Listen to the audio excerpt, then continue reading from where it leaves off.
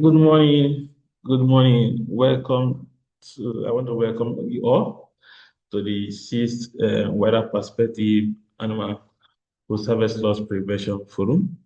You are highly welcome. Good morning, good afternoon, depending on where you're joining from. I believe we will have a wonderful time in this call.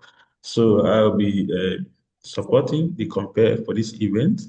My name is Lasbury Aka. So you are welcome once again.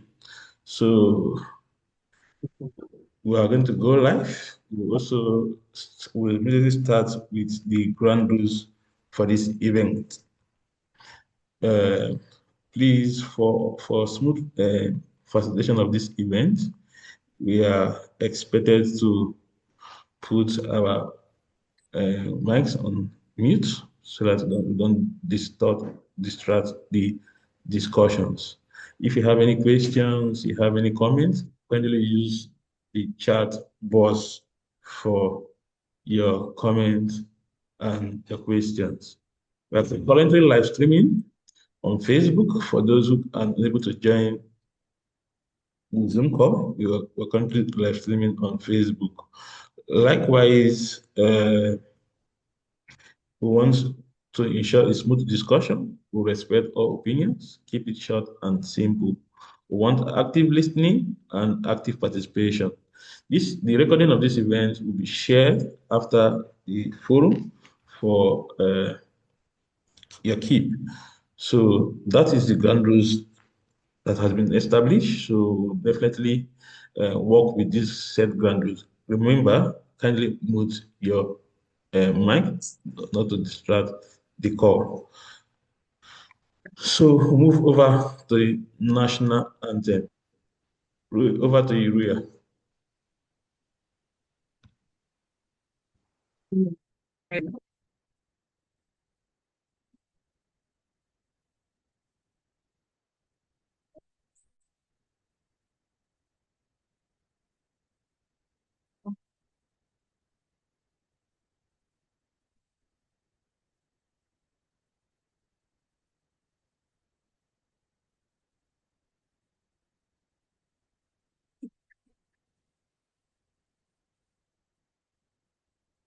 Kindly play the national anthem.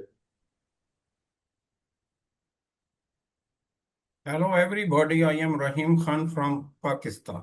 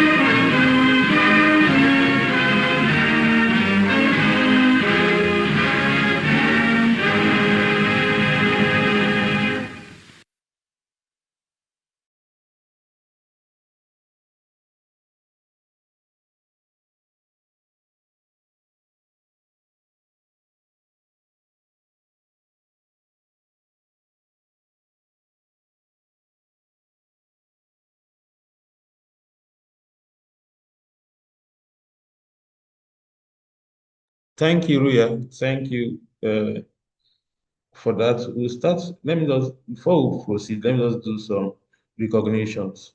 So I will start with recognizing the presence of this Honorable Minister for Food, Agriculture and Food Security, Senator Abubakar Kyari, CON. We also have with us the Kalada Abiafi, Chairman, Wider Perspectives Limited. We also have Dr. Edgom Hansen, the MD, Wider Perspective Limited. We also have on the call Dr. Tueba Diwani, representing GIZ.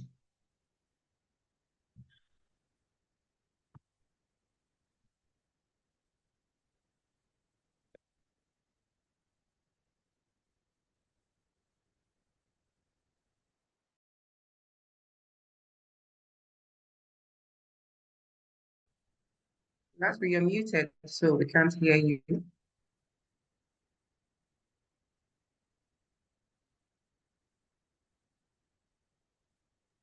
Sorry for that. We also have Barrister Wome Jones Idikio, the founder of African Continental Free Trade Agreement, with us. We also have Dr. Babafemi Ayewole, the CEO of Pan African Farmers Organization. You're welcome, sir. We also have Mr. Ayoluwa Okediji, the founder and group managing director of Agro Info Tech. We also have, just as I mentioned earlier, Dr. Tueba Diwani, the head of project GIZ Digital Transformation Center, Nigeria, DTC. We also have Dr. Olushola Obikanye, the group head, Agri Finance and Solid Minerals Sterling Bank. We also have on the call Dr. Nnanna Madu, the zonal coordinator, Port Harcourt, Nigeria Stocks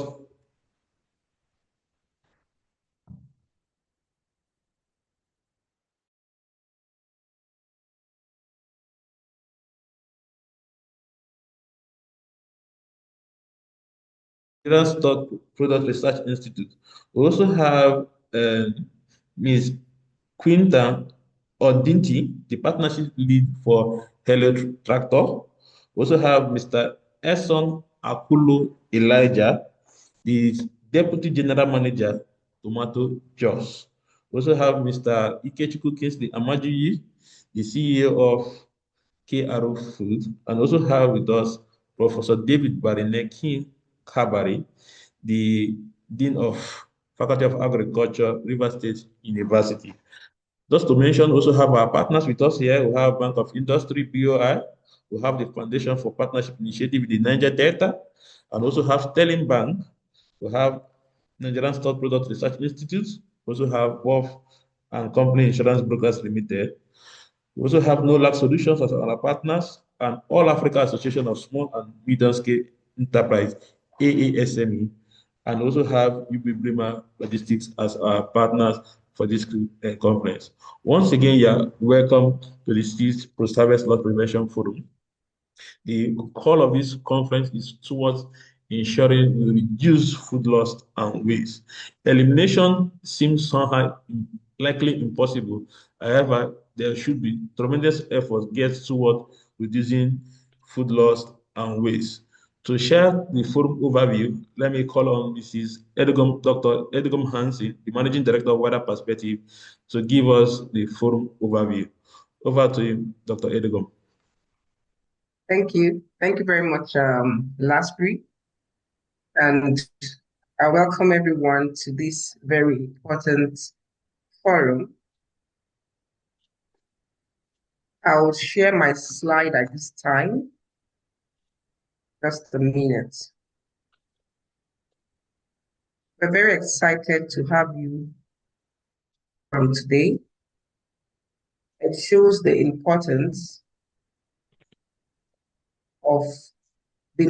you place in making your own contribution to post-harvest loss prevention, and we applaud you immensely for that.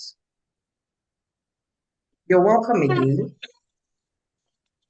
Our distinguished board of directors of Wider Perspectives Limited, a very formidable board, always very interested in ensuring the economic development of the country through our services. Our distinguished partners, especially applaud Sterling Financial Holding Company, the Bank of Industry, for your continued support in ensuring that the resources required to implement this very important forum continues. Thank you immensely. Also, the Nigerian Stored Products Research Institute for your continuous support and your drive to ensuring post-harvest loss prevention. Also, the Foundation for Partnership Initiatives in Niger Delta, Orphan Company Insurance Brokers Limited, Nolab Solutions, UB Brima Investments and Logistics, All Africa Association of Small Medium Enterprises. The protocol is quite long, but we thought it's very important to recognize these partners. And yes, to our highly esteemed speakers, the Minister for Agriculture and Food Security, Senator Abubakar Kyari, the Chairman of the Board of Wider Perspectives Limited, Canada Apiafi, and all other distinguished speakers. You're all very welcome. Also, our panelists recognize you and the commitment you have to contributing to a more economically driven sector. The agricultural sector contributes over 21% to Nigeria's GDP, and a lot more can be done, while oil contributes just about between 5 to 6% to Nigeria's GDP. So the agricultural sector is a very important sector. So we applaud you and recognize the efforts you're making in contributing to reducing post-harvest losses.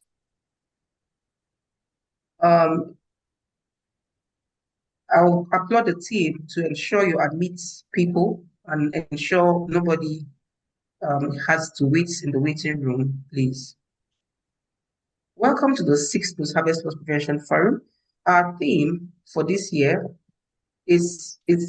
explains the importance we place on post-harvest losses. It is reducing waste and loss, enhancing value, preventing post-harvest losses in Africa, in the entire Africa. And so that's why it's an international conference.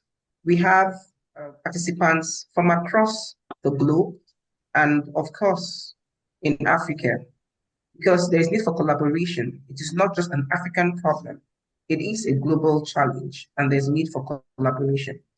This forum has become very vital. It's a very vital platform for dialogue, collaboration, and bringing together various stakeholders to address one of Africa's biggest agricultural challenges. When you drive along your streets in your states and in the country, and even across various countries of the continent, you will observe that a lot of effort is put in primary agriculture, but less effort is put in secondary. And I've seen the resources from the agricultural sector to the secondary. And so that's why you have a lot of waste. You will observe a lot of waste in your states, in your country, and this can actually be reduced. So it's a very, very vital platform to discuss dialogue and collaboration to address this huge challenge, post-harvest losses. And each year, billions of tons of food is wasted due to poor handling, inadequate infrastructure, and limited value addition, even as hunger and food insecurity remain widespread.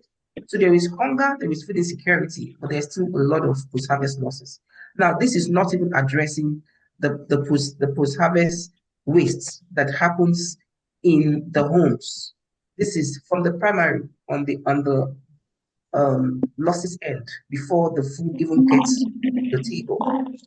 We believe that every grain saved and every harvest preserves strengthens food security. It improves farmers' livelihoods and it drives economic growth. That's why this year's thing is so important. We have to reduce waste. So it is not just about saving food, it is about creating value. We want that value created both for all stakeholders, for the farmers, for the economy of the country, so the GDP will continue to increase in the various countries, and also to create wealth. Agriculture is a stay of wealth, and it needs to be harnessed, and also a sustainable future for Africa. We are honored to have thought leaders, policymakers, and innovators today to share strategies and solutions that can make a real difference. Very importantly, we want to recognize the GIZ through the Digital Transformation Center Nigeria that came up with an initiative to build hubs to partner and foster economic digitizing the economy, SMEs, and the agri sector. And a lot of focus was given to the agri sector. We have, in collaboration with GIZ, established a hub, a digital innovation hub focused on agriculture. And we're happy that the program director is here on this call. So we applaud you, GIZ, and the DTC, Digital Transformation Center Nigeria, for your contributions. This forum has become, okay. The impact, there is impact on the SDGs. This forum contributes to various SDGs, even SDG 1, because when there is food security, poverty is reduced significantly. It also contributes to SDG 5, contributes also to SDG 8. The 5 that talks about gender. A lot of females are into the agricultural sector, and most of the time, primary agriculture. But this forum will showcase opportunities to pivot from primary agriculture to secondary. So it really impacts on the SDGs, and very significantly, directly on SDG 2, ending hunger, achieving food security, and improve nutrition. Because in losses, nutrition is also wasted. The quality of the food is significantly reduced. So it improves nutrition and promotes sustainable agriculture. It also impacts on SDG 12.3 that by 2030, half per capita global food waste at the retail and consumer level, and reduce food losses along production and supply chains, including post-harvest losses. So this contributes significantly across the various SDGs. The agricultural sector is very important. It not just harnesses a very important sector, but it also provides a lot of employment to the populace.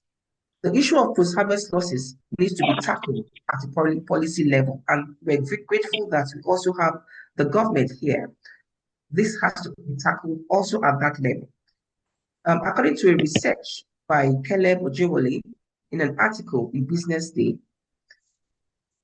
through statistics, it shows that between 5 to 20% of losses is made for grains, 20% for fish, and as high as between 50 to 60% for tubers, fruits, and vegetables.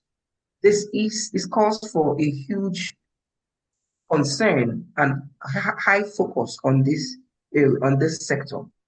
We have assembled experts across diverse global scenes, and they will throw light on reducing waste and loss, enhancing value.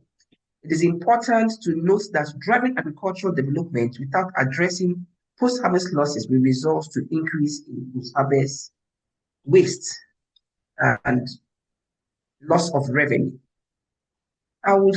We thank you immensely for your time, and we call on you to be very patient as we listen to these thought leaders, as we share thoughts and ideas and answer pertinent questions. We call on you to be patient, to go through this journey with us. It's a virtual event, and yes, it can be a bit tiring to be an virtual event for more than 2 hours, but we will work assiduously to ensure that within the 2 hours assigned for this forum, we address the various discourse that have been taken. Again, we thank you for your time. Thank you, our partners, panelists, and participants for making time to attend this forum. We wish you a wonderful time at the sixth Wider Perspectives Limited Post-Harvest Loss Prevention Forum. You're welcome again. Thank you. Thank you, Dr. Edudom Hansen. Thank you for the nice presentation and also for doing the scene setting and forum overview. Thank you once again.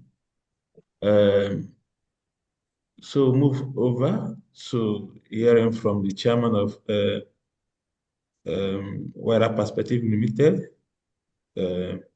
Kalada Apiafi. So before I call him to talk over the podium, let me just give a little background of his profile.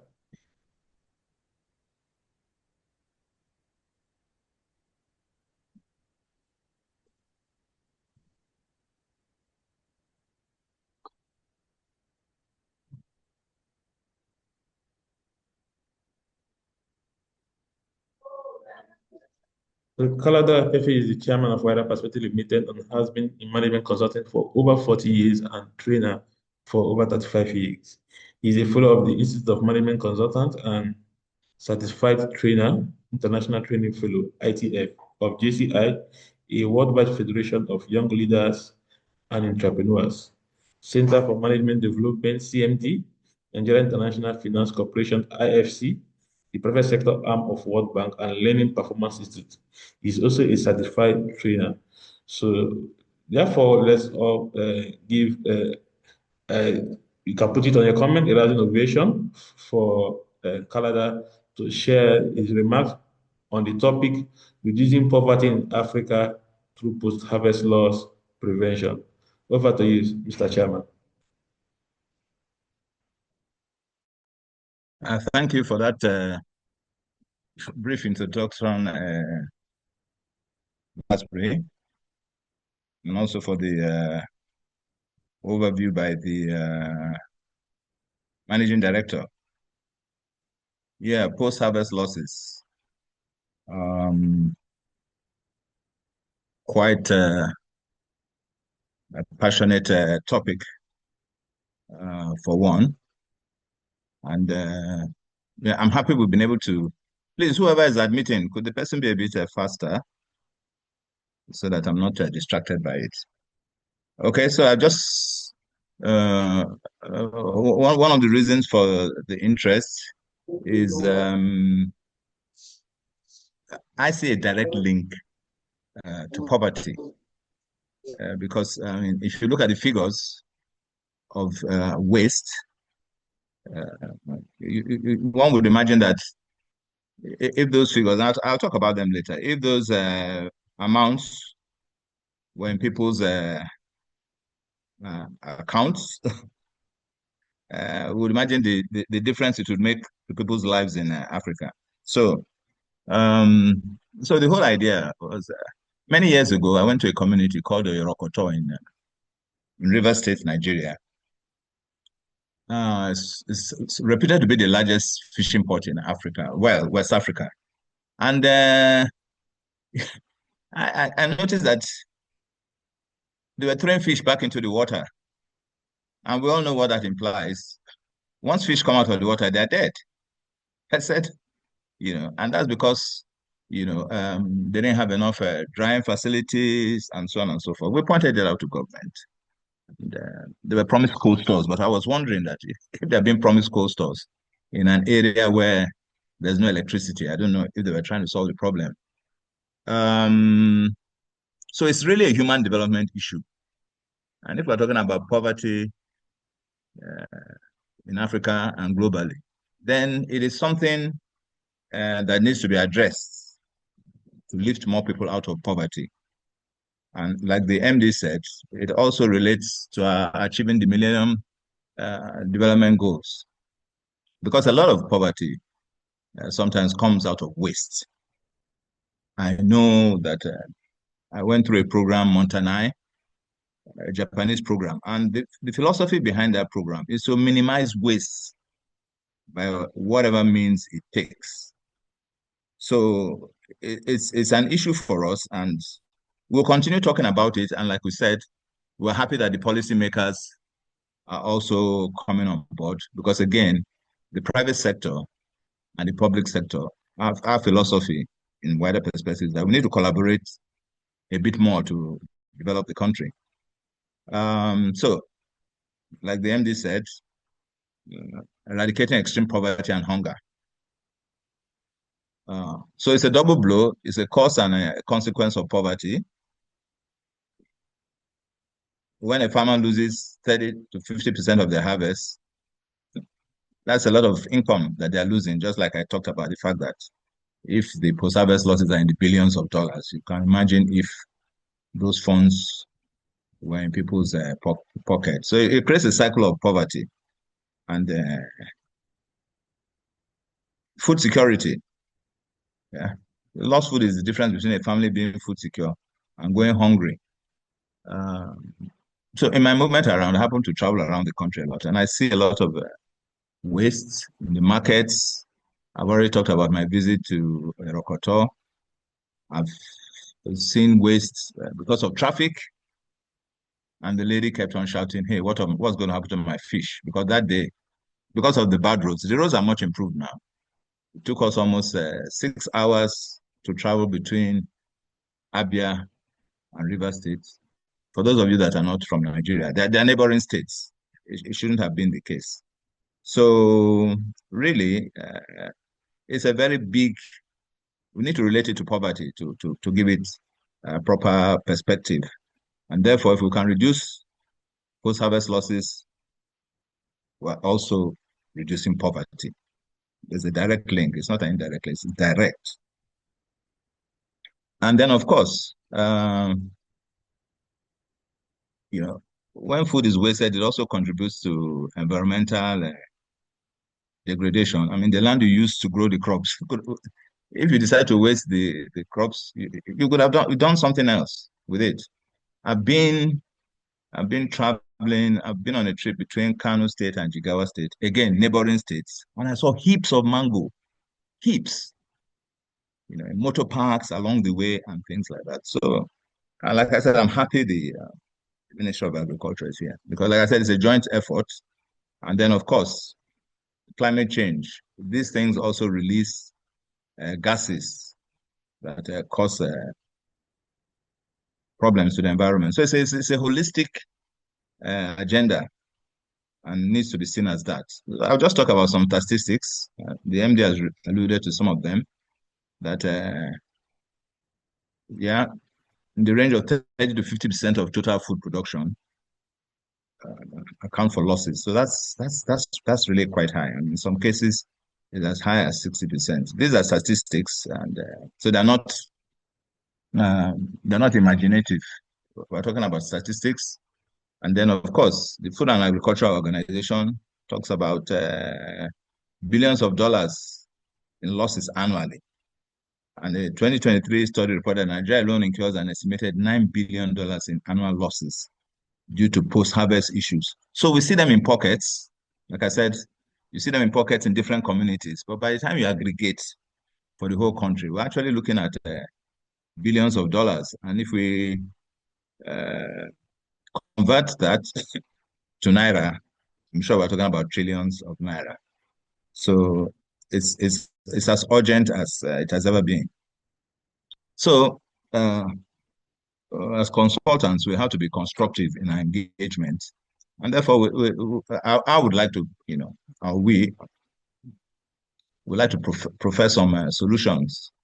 First of all, it's training and education. Yeah, because like I said, people feel that, okay, if I lose some of my crops, it's not a big deal. I can still feed the family. But then, like I said, you're in the cycle of poverty. And that's not good enough. So training and education, that's why we keep on talking about this thing annually. And we won't stop talking about it until there's a reduction. And I hope that at some point we'll start to measure the impact on the reduction of food waste. And like I said, we are willing to cooperate with the government and in this direction. Again, technologies, hermetic bags, metal silos, processing equipment. I mean, processing is one of the ways to reduce post-harvest losses. And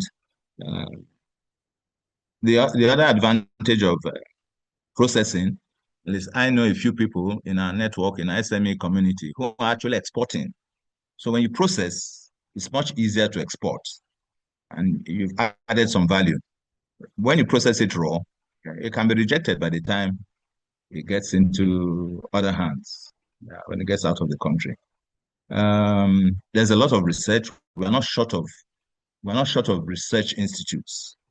So again, I know the research institutes are under the Ministry of Science and Tech. I think the Ministry of Agriculture has to collaborate with the Ministry of Science and Tech, because there's so many of them. There's Rubber Research Institute, there's Nigerian Stock Product Research Institute that we've been collaborating with since the beginning of this journey. And there's so many things they have developed. But of course, the research institute, it's not their work to develop. So again, another example of where the private sector and the public sector need to collaborate. And like I said, we are showing the example.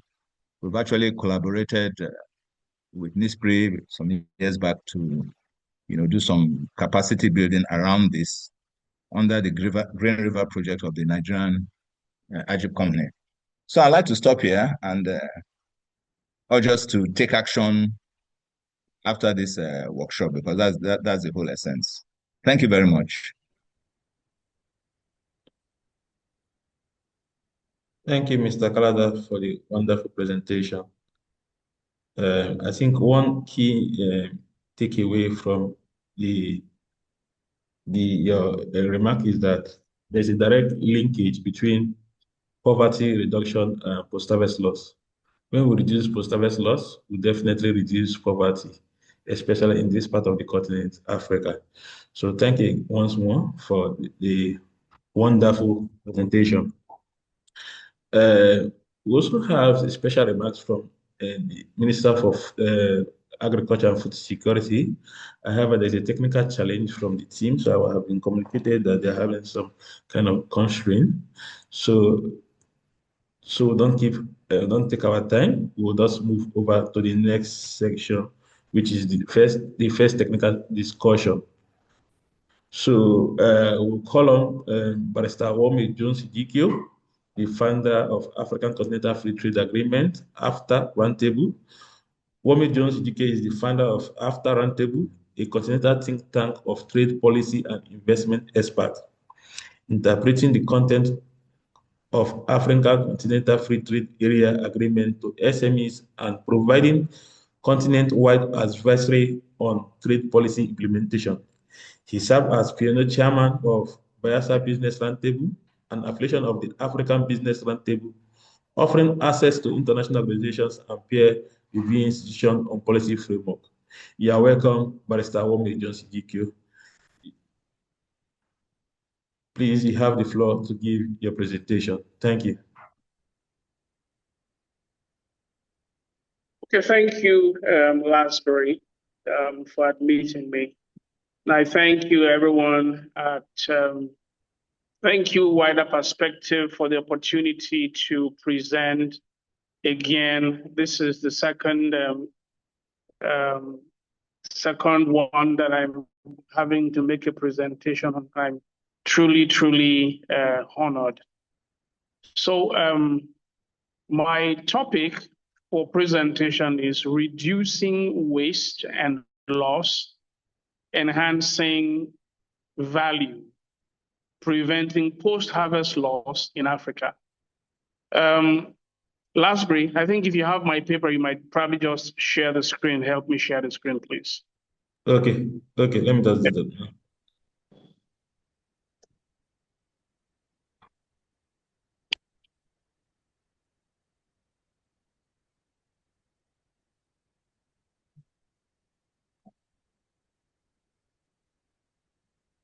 Sorry for the technical issues from my end. Let Lasbury please share the my paper so we can go through it as briskly as possible.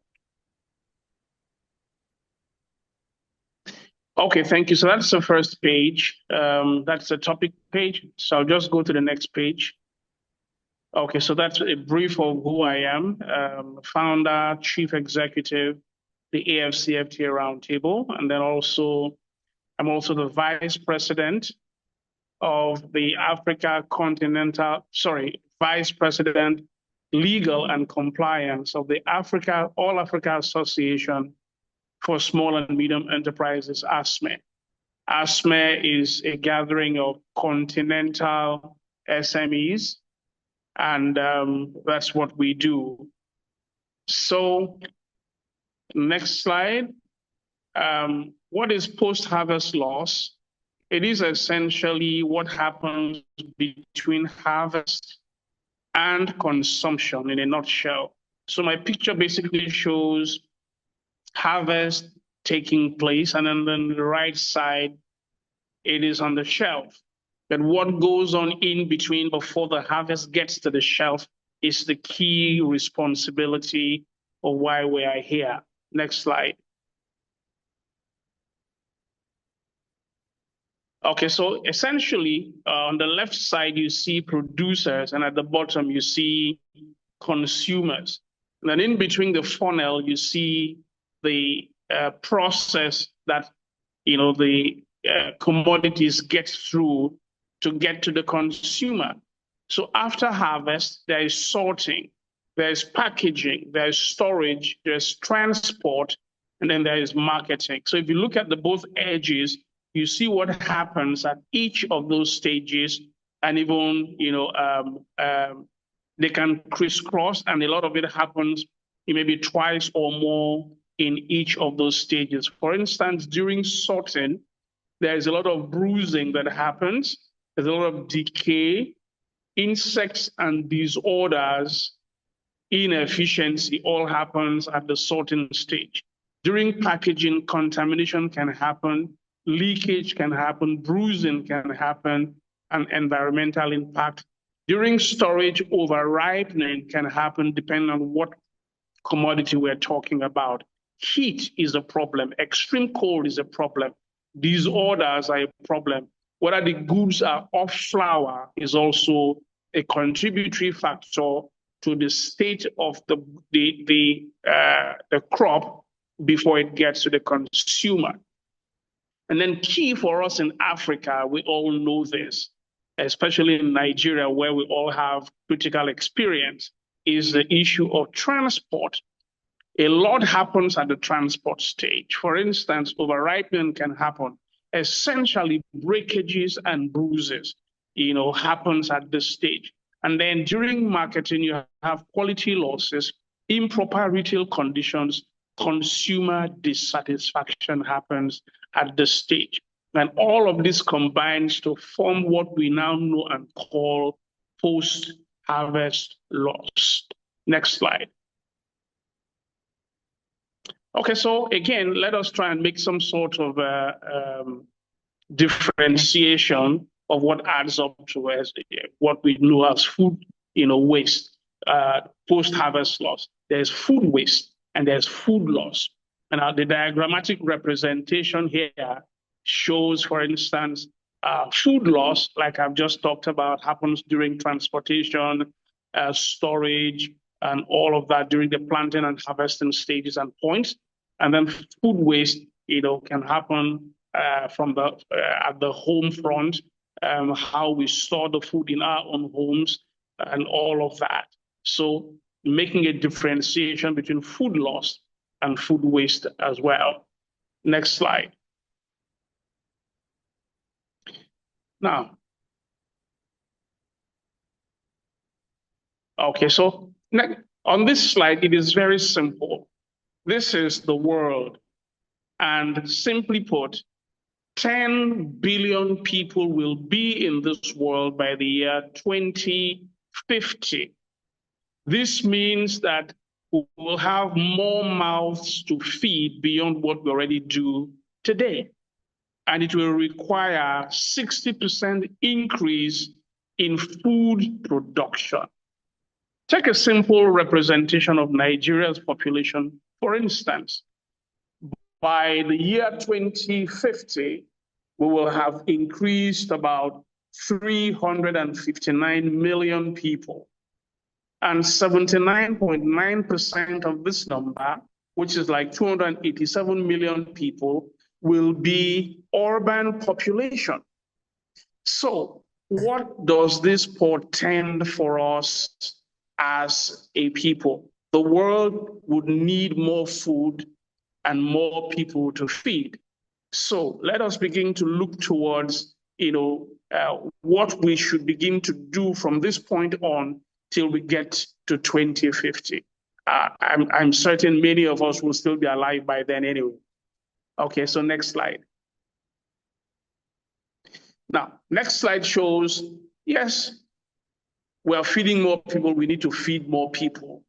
But then we're talking about food loss and, post-harvest loss. It shows that 1.3 billion tons of food production are wasted every year. 1.3 billion. And that says that there is more than 820 million people who do not have enough to eat today. So let us see the differentiation between what is lost and those who can find food to eat. And I'd like to ask a very hypothetical question. Do we have in the world, even in Africa, even in Nigeria, do we have a production problem, or we have essentially a loss problem? Meaning, if we are able to plug the loopholes on food loss, will we have enough to feed at least those people who do not have food to eat, as we have noticed?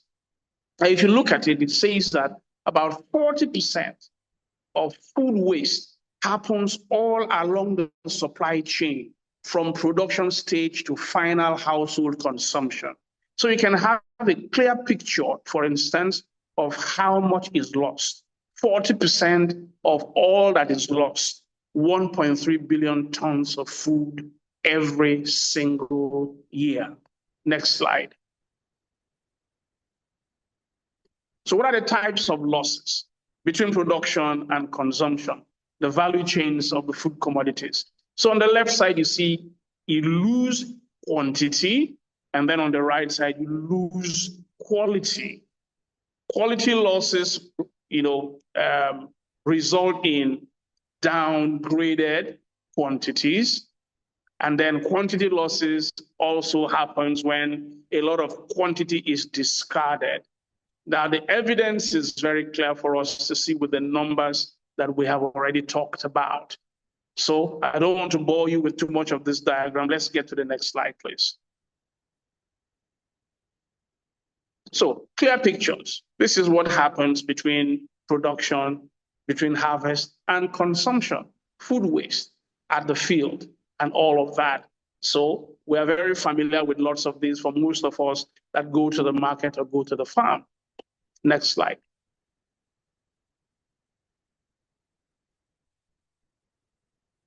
Same thing, this is handling, of onions. And you see the picture, that, is presented to us. And a whole lot of loss happens at this stage as well. Next slide.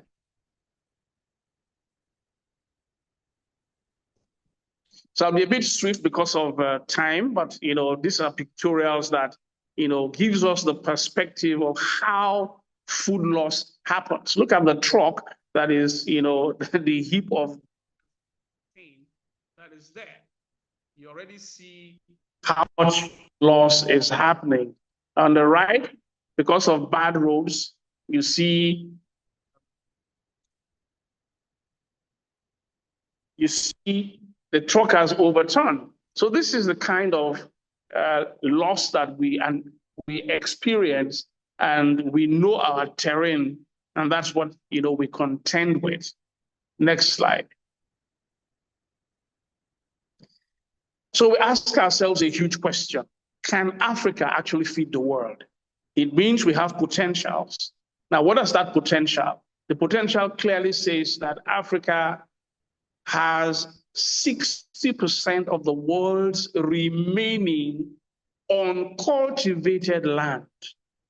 That is about 450 million hectares of this land are not forested, they are not protected or densely populated.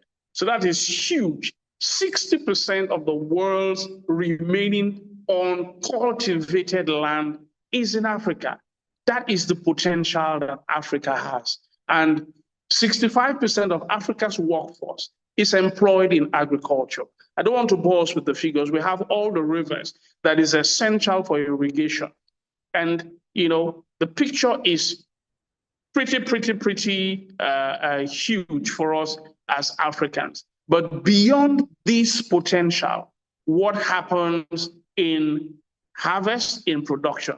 Next slide. So this is where we, you know, actually do a deep dive into what happens to us in Africa. And we say that in Africa, post-harvest loss in 2024 alone is estimated to be well over 1 billion tons, representing a loss of about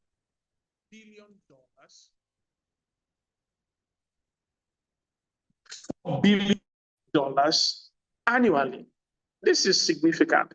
And this overall loss, you know, clearly signifies, you know, on the left side. On the right side, we know that there are regional, you know, variations.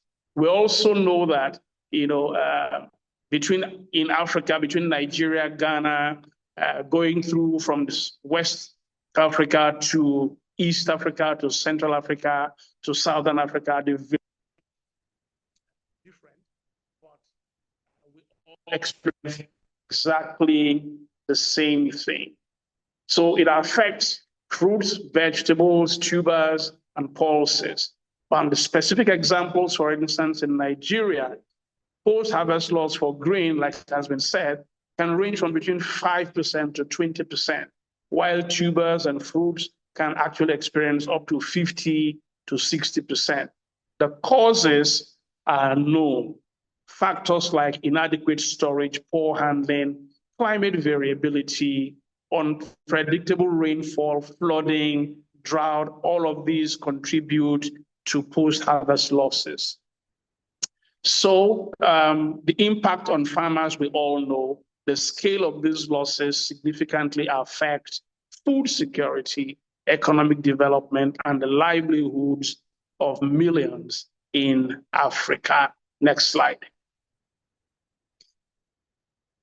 What are the contributory factors? We just mentioned them a bit. I'm zeroing down to just a couple of them, meaning inadequate storage, poor transportation infrastructure, lack of access to appropriate technologies, and limited knowledge of best practices.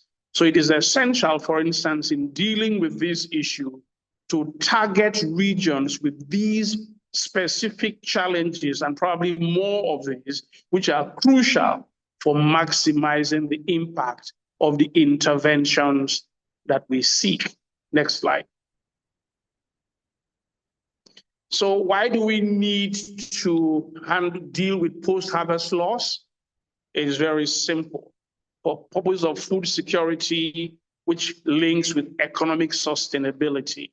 And on the right scale, it helps us deal with environmental conservation.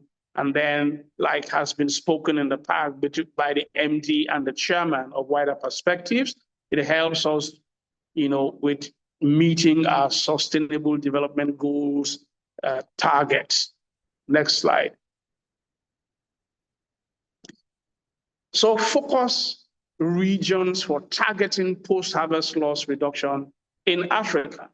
We are focusing on 4 basic regions, and the focus arrangements we are targeting, for instance, were identified based on agricultural productivity, where most food is produced. We also, you know, identified high post-harvest loss rates, and then strategic value chains, such as grains, roots and tubers, fruits and vegetables. So the arrows show us the regions within Africa that this presentation is targeting, to give us a clear picture and idea of what the post-harvest loss situation and the mitigation factors would be for us. So next slide. So we're targeting 4 regions, for instance, the west of Africa, the east of Africa, southern Africa, and Central Africa. And in each of these country regions, we'll be targeting or be exploring agroecological zone-specific post-harvest losses. Also, where there are donor and partner landscapes supporting post-harvest loss initiatives. And then the third would be in providing some sort of intervention blueprint. We are targeting solutions per zone, providing implementation timelines and cost estimates to give us a picture of, if we do this, we can achieve so much within a set timeline of 1 year, 2 years, 3 years, or 4 years and 5 years, as the case may be, depending on what kind of blueprint that we set for ourselves. So in West Africa, for instance, we chose Ghana, Nigeria, Burkina Faso, and Benin. Next slide, please. Okay, so like we see, in West Africa, we've chosen Ghana, Nigeria, Burkina Faso, and Benin Republic.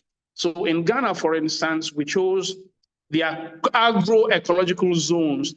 For instance, you have coastal savanna, you have forest zones, and transitional zones, which is Guinea. And then you have, what we're looking at is maize loss within the Atebubu and Amantim transitional zones, where farmers have reported up to $65 per acre loss in the major season, largely due to drying and winnowing inefficiencies. So we are zeroing into specific issues. And then you have donor and partner presence in all of that, which is shown there. And then the intervention blueprint we're looking at, for instance, is for the transitional zone, for instance, provide solar dryers. And for farmers in year 1, there's a minimal cost initiative provided for that. In the forest zone, we have that. In the coastal zone, we have that. So it provides that picture. We've done that also for Nigeria, where we have humid rainforest, the savanna, and tropical highlands. We have the precise zone, level post-harvest loss data that is limited. Then the partners and donors that are available to provide intervention in this regard. You have all of that, the USAID, Purdue University, Gates Foundation, all of that. And the blueprint for each of those agroecological zones are provided for the savanna, for the rainforest and humidity zones. And you have a timeline for like 5 years. If we are able to do all of that, within 5 years, following through with these blueprints and what we can achieve in that. So next slide. I'll just go through these quite quickly so we know. So in West Africa, you also have Burkina Faso, you have Benin. I won't go through, all of that. I'm hoping that this, the slides or the presentation would be shared, to participants, so you can actually go through them to see how deep, the challenge is. And we're seeking support to be able to implement these blueprints, to, cascade them to both government and partners to ensure that we can actually begin to implement what, the things that we have come up with, during this post-harvest loss workshops and events. So there's Benin and there's Burkina Faso. Next slide.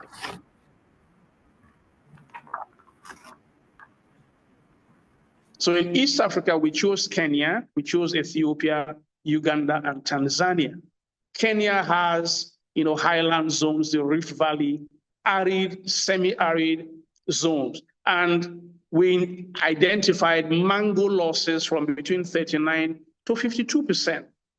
Maize losses are driven by poor drying and poor transport. In Ethiopia, you have highlands in the Tef area, you have midlands and lowlands. And, self-reported post-harvest losses heavily influenced by one, education and wealth. So has, contributed to almost 12 to 18%, of post-harvest loss in each of these areas. And I've, presented the donor and partners that are available that can support post-harvest loss initiatives. The blueprints that I presented here shows minimum investment values, for instance, in the highland areas, the Rift Valley, the Arif in Kenya, for instance, the highlands, the midlands, the lowlands, for instance, in Ethiopia, investing a minimum of $6 million or $8 million for a timeline of 5 years. What we can achieve through this kind of intervention in 5 years. Next slide. So East Africa, again, you have Uganda and you have Tanzania. The same things, the agroecological zones are stated clearly. The donor partners that are available for partnership and for interventions are there. The blueprints also representing minimum valuation for each of the regions, what can be done in the timelines, minimum value expenditure within the timeline of 5 years. For Uganda is 4 million, for Tanzania is $5 million. How much we can achieve with this value over the course of 5 years within these specific interventions that we're looking at. Next slide. Southern Africa, we've done the same thing. We chose Zambia, Malawi, Mozambique, and Zimbabwe. I won't bore us with too much of all of this. We've repeated the agroecological zones that we've identified, what they suffer in terms of post-harvest loss, the percentages, the donor partners that are available, the kinds of interventions that can be achieved through them, and the blueprint, which we have suggested, the minimum value of expenditure in each of the agroecological zones, the total value for a timeline of 5 years. We have also indicated for each of those. Next slide. So Mozambique, Zimbabwe, yeah, the same thing. I won't take us through almost all of that, but I believe that, when you receive of this presentation, it would give you a deeper insight of what is happening across Africa, the things that can be done, how much we believe can be achieved. Next slide. Okay, in Central Africa, we chose Cameroon, Democratic Republic of Congo, Chad, and the Central African Republic. The same interventions, the same agroecological zone identification, the blueprint, and minimum financial figures. Next slide. So you see Chad, CAR, the same thing. Next slide. So the approaches that we must take and the technologies we must induce must be in tandem with external social, economic, and institutional factors that are trending within our environment, whether as Nigerians or across Africa as a whole. Next slide. So we have agreed that we must, engage in post-harvest loss prevention. But this must necessarily take us to what we would need to do, which is essentially value addition. If we must add value, then it means that we must invest in technology. If we must invest in technology, then funding is required. Much of what we have indicated, in our previous slides, indicating what needs to be done in each of the agroecological zones. Acquisition of technology is also envisaged. It means that between governments and the private sector, there should be a convergence on very key direction of funding. And that is the reason why we came up with the blueprint indicating what kinds of funding, where the funding should go, into what areas, identifying all of these things. Next.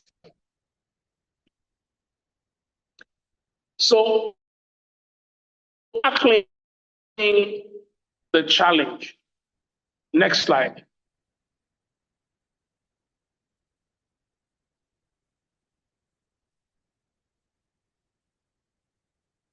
Lastly, next slide, please.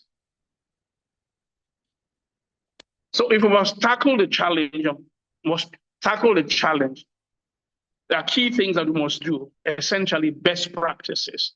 So we've identified 4 key areas. First, based on what we identified as the challenges, that are the root causes of the huge post-harvest losses that we have identified. First, we must improve the quality of our rural road and the connectivity issue.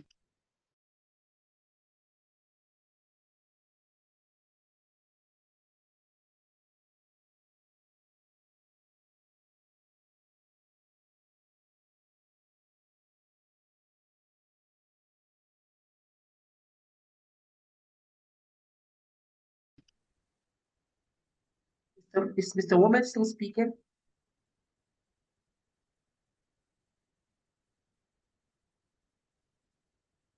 Okay. So I think we lost Mr. Womack here. Last week.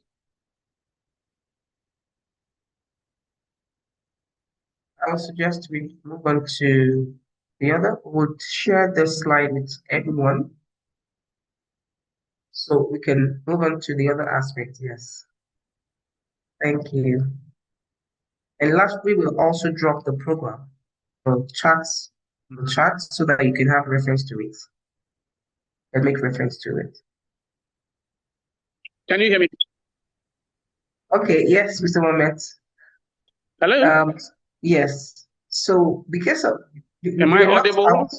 Yes, you're audible. So we had actually communicated that we'll share the remaining part of the slide so that people can go to the remaining part of it. Yes, and this call to action has also been noted. So maybe you can just want to give a conclusion and then we move on. Thank you.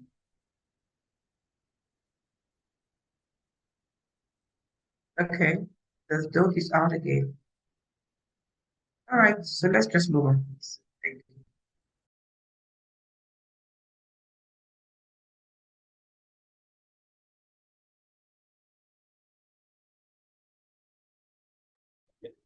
Thank you.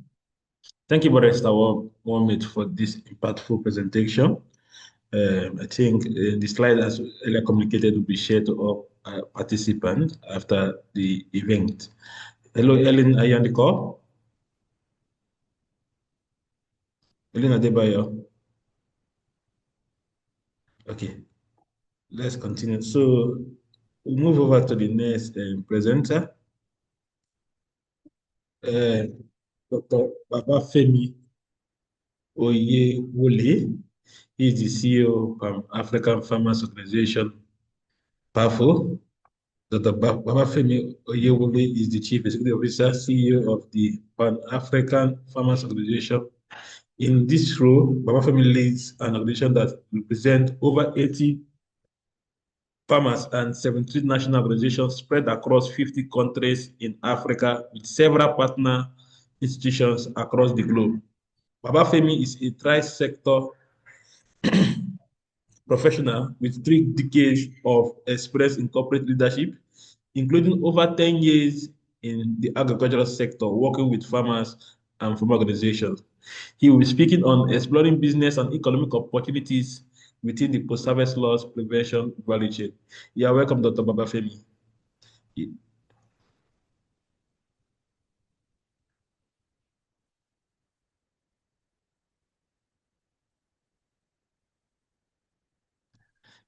Hello, Dr. Babafemi. So he's speaking. You're muted, sir.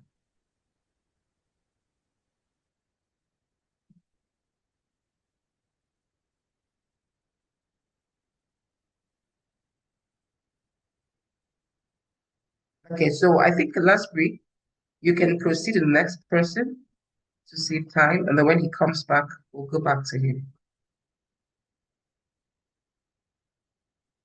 Okay. So the next presenter is Mr. Ayoluwa Okediji. He is the founder and group managing director of Agro Infotech.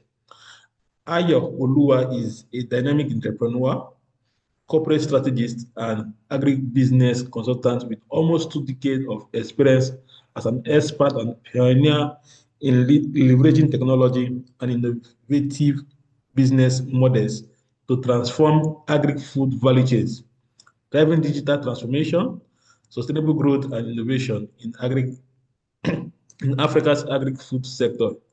He is the visionary behind Agrotech Africa Group and has been instrumental in establishing a leading consortium that includes Agro Infotech Consulting Limited, Agro Infotech Labs Limited, and Agro Business Dynamics Technology Limited. He will be speaking on leveraging technologies to prevent food loss and waste in Africa, the entrepreneurial perspective. You are welcome, Mr. KDG. Yeah, thank you very much, Lasbrit. So can you kindly permit me to share my screen? You are free to do so, sir. Yes, I'm trying to do that. It's not enabled yet.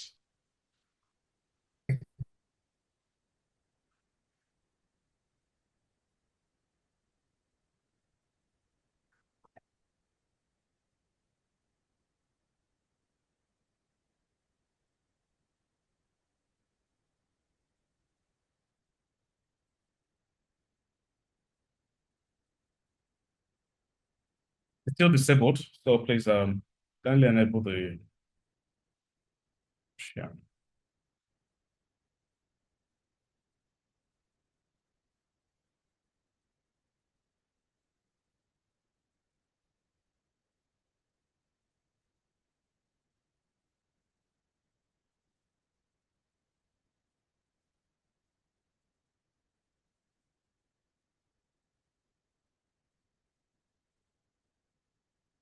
You can share your screen. You are a co-host now. You can share.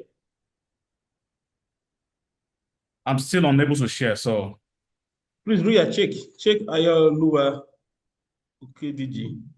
yeah, I'm not a co-host yet, so.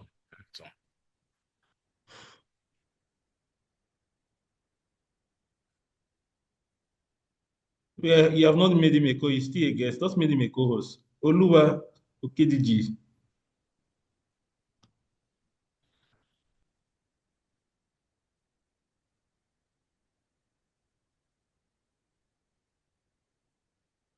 Okay, so I think I have access now. Thank you very much.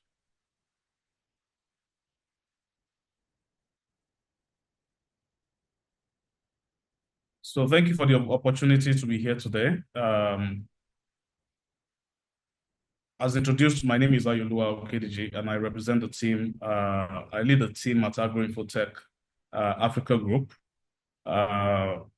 where we leverage on digital technologies to transform the agri-food value chain. So this morning, I'm honored to share with us my perspective as an entrepreneur on leveraging technologies to prevent food loss and waste in Africa. And today I'll be speaking to so many issues in terms of and I won't dwell so much on some of the data that has been shared here.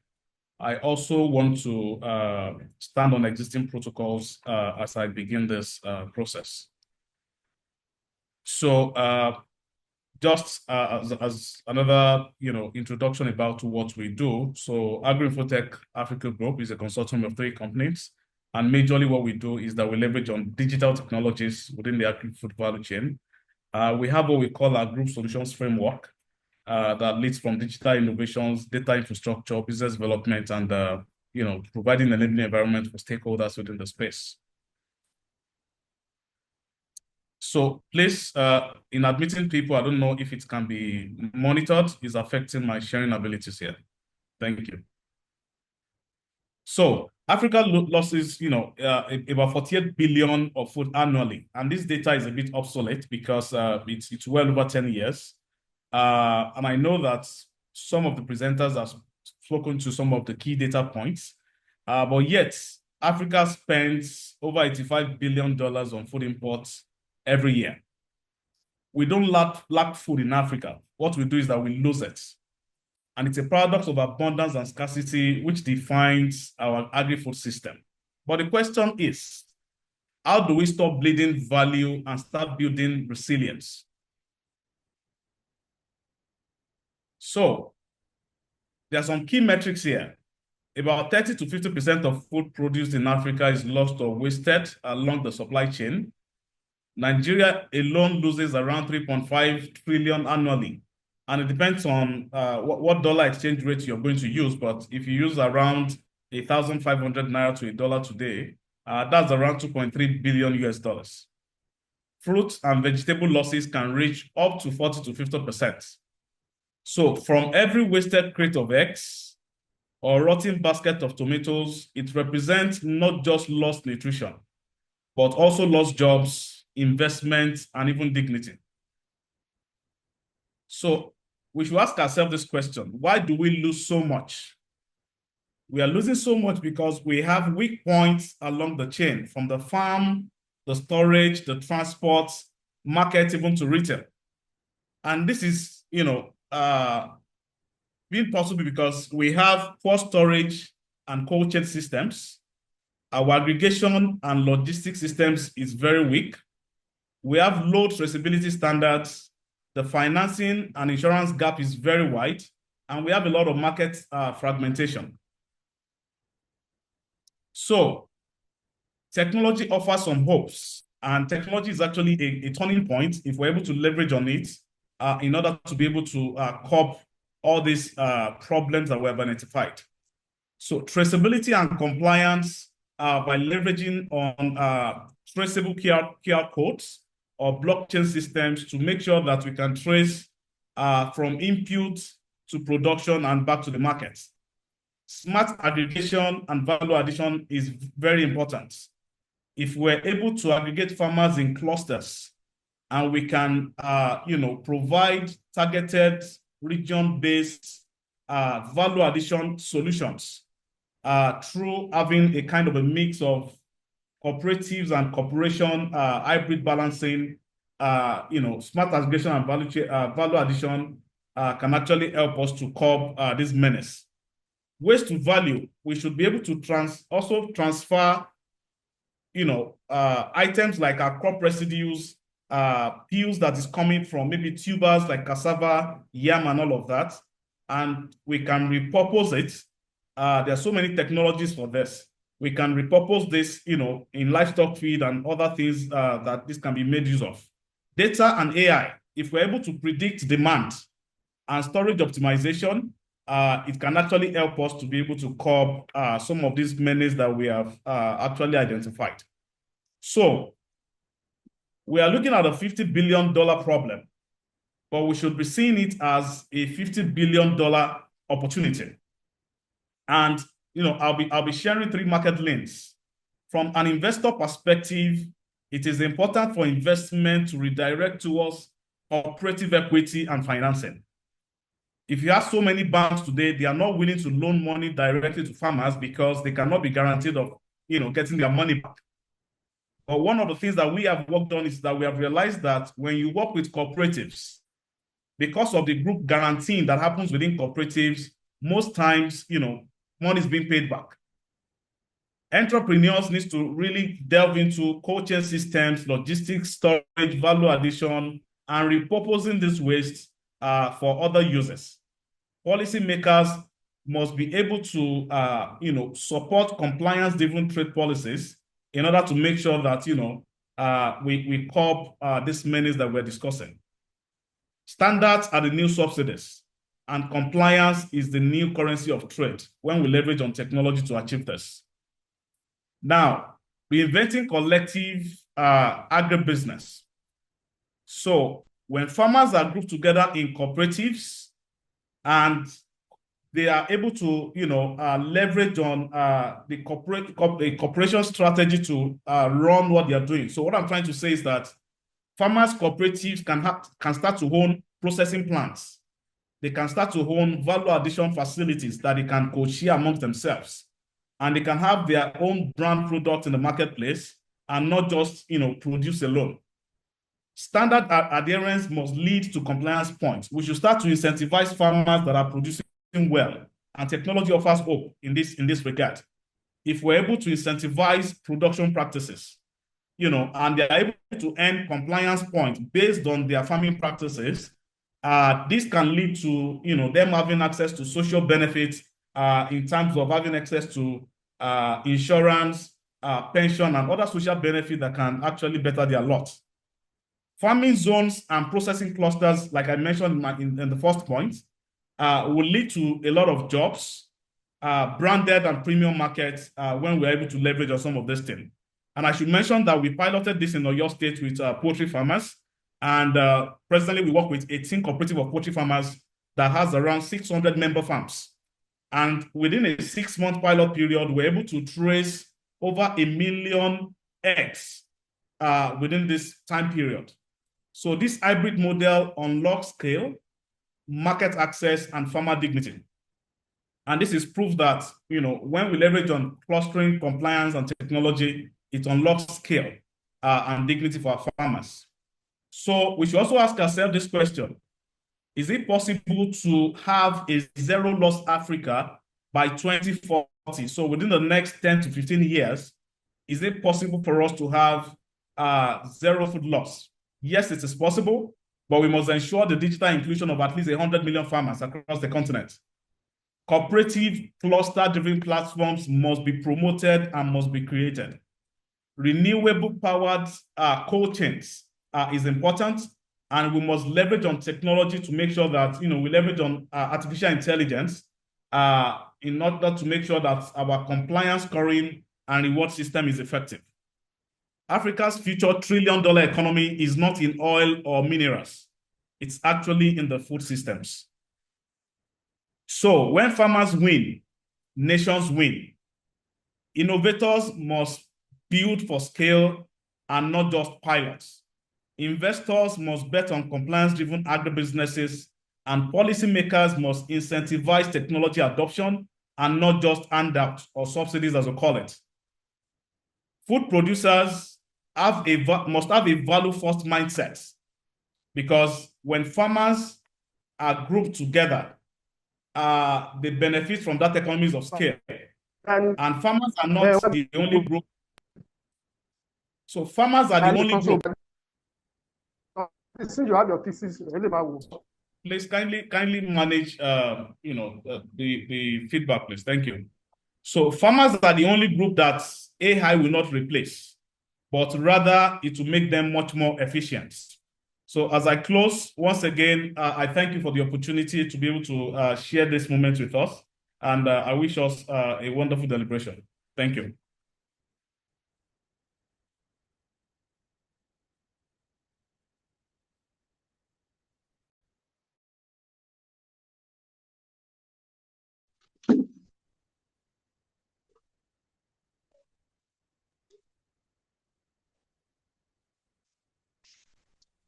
It's very important. It will get the outlet details for each of these 5. Now, do you? Thank you, Mr. Oyoluwa, for the nice presentation. I think the takeaway from the presentation is technology is a turning point to addressing problem with post-harvest losses. Post-harvest loss can be converted to opportunities. Yes, it's a problem to us, but in the other way around, it's also an opportunity for businesses, especially in the agri value chain, to leverage. And there's a possibility for us to have zero loss within now and 2040.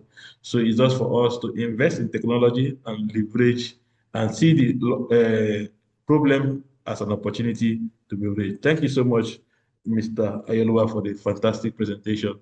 So I will hand over the moderation for this event to my colleague, Ellen Adebayo, to take over.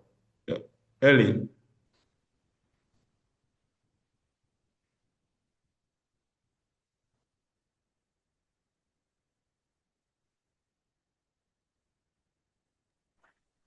Okay.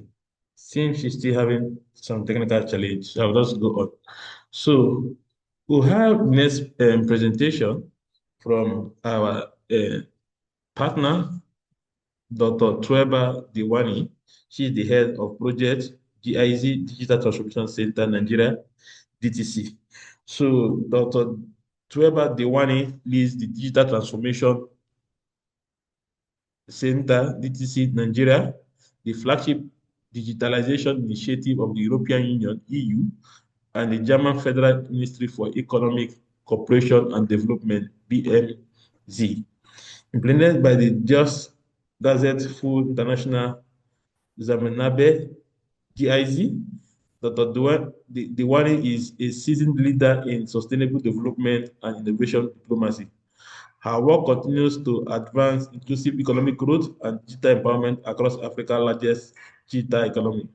She brings 3 decades of experience spanning media, private sector development, research, and development cooperation in 10 countries across Africa and Europe.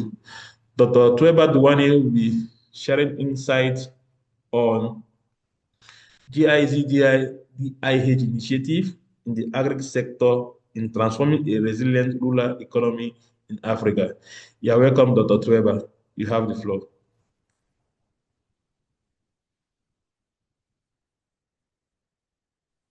Thank you. Sorry.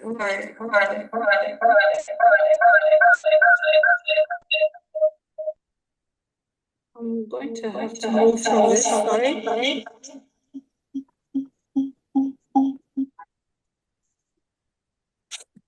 All right. Do you hear me now? Yes, we can. You can hear me better? We still have a fallback. You have a fallback still? No, it's clear on this side. Okay. I can't see the screen anymore. I can hear you, Dr. Tweba. Okay, great, wonderful. I sent my, I had to move from my computer to my phone. Unfortunately, I've been having issues with it. But we did send our presentation. So if you would upload it, that would be great. If you would upload it for me.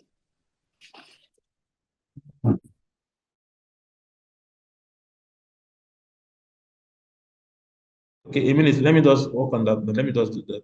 Thank you.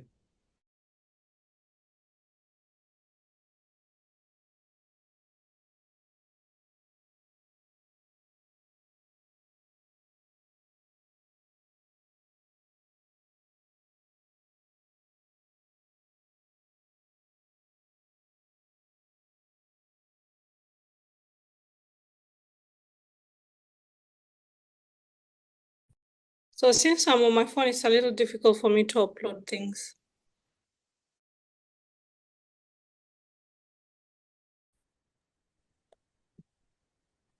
So should I just go ahead and start? Okay. Dr. Tweba, hold on a minute. Let's resolve that out. I think it's fine. I'm having so many issues today. Sorry, let me try. Good morning again, everyone. My apologies. I've been having technical issues with my computer, and so we're just going to wing it in this way. You've already had my name. I'm Dr. Tweba Diwani, and I am the head of the Digital Transformation Center Nigeria, which is a project that is funded by the European Union and the German Federal Ministry of Economic Cooperation and Development and implemented by GIZ. Just run you briefly first on GIZ. What do we do in Nigeria? So GIZ is the key implementing organ of Germany in development. So any development agenda, most of it is implemented as far as capacity building is concerned, is implemented through GIZ. When it comes to infrastructure and the like, then we talk about the German Development Bank. So the two of those make up the German Corporation. So what does GIZ do in Nigeria? So we have several sectors. We're represented in Nigeria is GIZ in Nigeria and ECOWAS, but I'm only going to deal with the part that deals with Nigeria. And you can see that we have like 5 sectors: sustainable economic development, training and employment, transformation of agri-food systems, climate and energy transition, health, social protection, population policy, and peaceful and inclusive societies. What is of interest to us today is 2 areas: that's sustainable economic development and transformation of agri-food systems. So our project, the Digital Transformation Center Nigeria, is actually very private sector focused, and GIZ tends to distinguish between the general private sector and agriculture as a special area. So in agriculture, you will see rural development and of course production and all that in agriculture basic. And then in sustainable development, we find ourselves in the private sector development squarely. Now, I will not go into what we do in agriculture because that will eat into time. And so I would just go. So I've been talking, I'm not sure. I can see the slide, but I'm not sure if anybody has heard me talk so far. Yes, we can hear you. Yes, very You're clearly. loud and clear. Great, wonderful. So I'm already on slide 5, so we need to be together. I did not talk a lot on the first slide. So I'll talk a little about the Digital Transformation Center Nigeria. Since the slides will be shared, you will be able to see the other information. So we have a project running from 2021 August all the way to January 2028 with a financial Dr.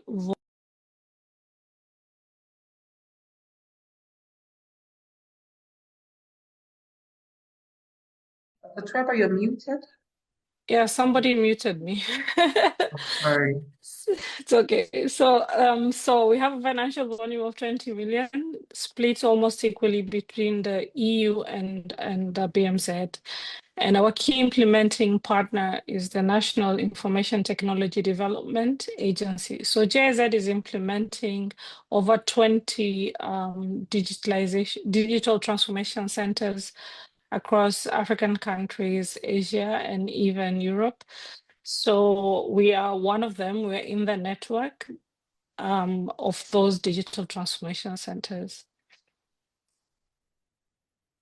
Our main goal is to improve the digital innovation ecosystem and to also contribute to improving the capacity of the Nigerian economy to implement digital innovations for growth, with a key focus on digitalization, innovation, entrepreneurship, and employment. Like I said earlier, we're in the sustainable economic development sector. So as you can see, if we move further down, that our focus sectors are green economy, we have trade or retail, which is a really big chunk and covers almost everything. And then light manufacturing, moving that into additive manufacturing, and creative economy is a new one that we've just added. Now, in the future, up to now, green economy has been part of the focus, but in the future, we will be having even a greater focus on this. We work across different areas. So far, we have, like you can see highlighted, the 5 key states and 4 key states and FCT, where we have our main office in Lagos, where we also work in Abuja, Kano, Rivers, Abia, and these are the areas where we have digital innovation hubs, which I'll be talking about, which is the focus of this. Our intervention areas move from the framework level: digital policy and cooperation, innovation, ecosystem support, digitalization and entrepreneurship, and empowering women and youth with digital entrepreneurial skills. And a new one that we'll be going into is ICT skills for youth for employability. I'd like to skip, I just want to give you just a little overview into that thematic area that covers the digital innovation hubs. So what we're trying to do is to support the development of quality services for MSMEs across the different sectors that leads or that enable them to transform their businesses. And so I'm really happy that the other speakers before me have already spoken about different areas in post-harvest losses, as well as the use of technologies in this. So I will not focus on that. I will focus on what we do and what the contribution can look like. And here part of the activities is the development and the testing of a model of digital innovation hubs in line with the African European Digital Innovation Bridge concept and tailored to Nigerian MSMEs. So really this project, everything we do is geared towards enabling MSMEs to digitally transform their businesses. And so we've been working with 5 digital innovation hubs. You would ask yourself maybe what is the difference between the hubs that we have, innovation hubs, and this particular digital innovation hubs. So these are a coordinated group of organizations that come together to form a consortium, and they have complementary expertise and for a public benefit objective. And they offer then a set of services to small businesses to support their digital transformation, like I said, and innovation through a one-stop shop concept. So at DTC, we are working to set up 5 of them. I think Dr. Hanson already talked about some of them, and we have DigiPlus Alliance serving the Southwest. We've got Farm to Table, Abuja, FCT, and surrounding areas. Women Venture Studio in the north, in Kano and Sokoto. We've got Bridge for Scale, which is working around the Southeast, Abia State, and all on manufacturing, and then wider Net Farms digital innovation hubs. What are the services that they are offering before I get to the green ones? So the key services that are being offered to MSMEs in any sector, but particularly today in the agriculture sector, is actually, in our case here, we'll be sort of moving agripreneurs from using manual to smart systems. So let's talk smart agriculture at different levels, for example, processing at different levels and all that, depending on the areas of the interest of the DIH that we work with. And so one of the services is ecosystem building. So basically building partnerships and cooperation between existing and emerging new actors, connecting people, connecting businesses, preparing MSMEs for, getting loans or access to finance, skills development. They are able to train and advise business owners, agripreneurs, even on what technologies are available to them that would enhance their production, their processing, marketing of their products. And of course, test before invest, that they should be able to test these technologies before they actually acquire them. So they're complementary services, as you can see. Now we have 2 digital innovation hubs that focus specifically on agriculture. One of them is Wider Net Farms in Rivers, of which the organizers of this event are a key part of and a lead.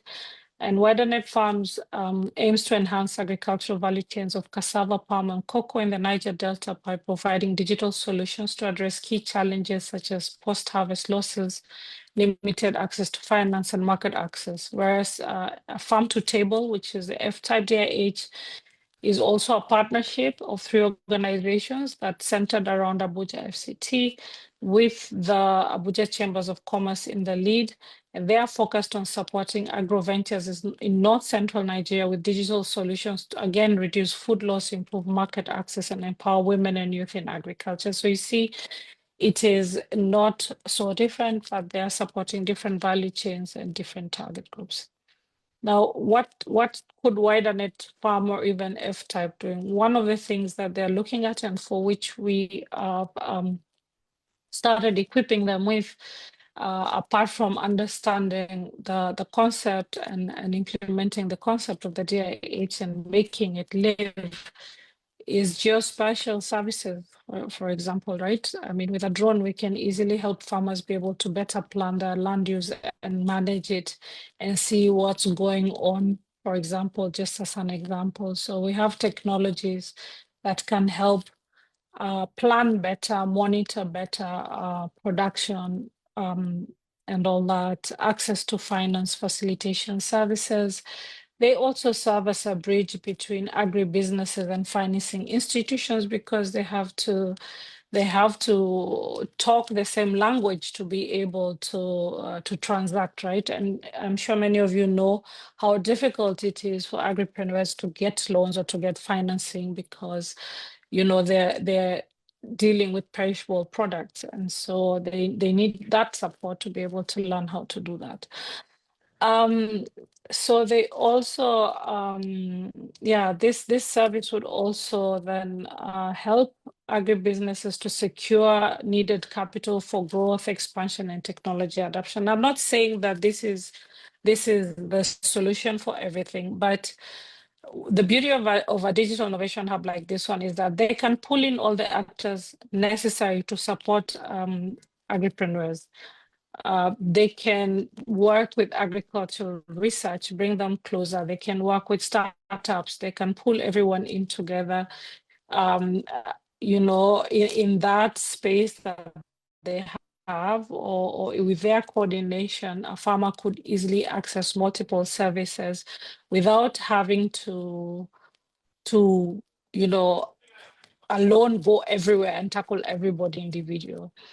So access to market platforms also, because they do connect producers to profitable market channels, digital marketplaces as well, providing up-to-date data, market intelligence, and all that.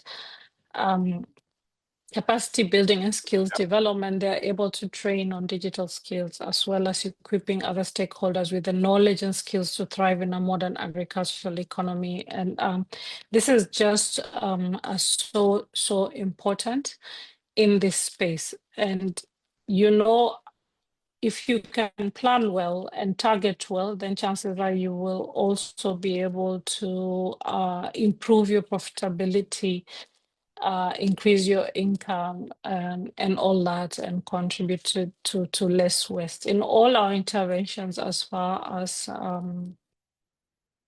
even outside of green economy, we will be looking even more closer at reducing waste. So technologies, digital solutions that are friendly to the environment are a key focus for us.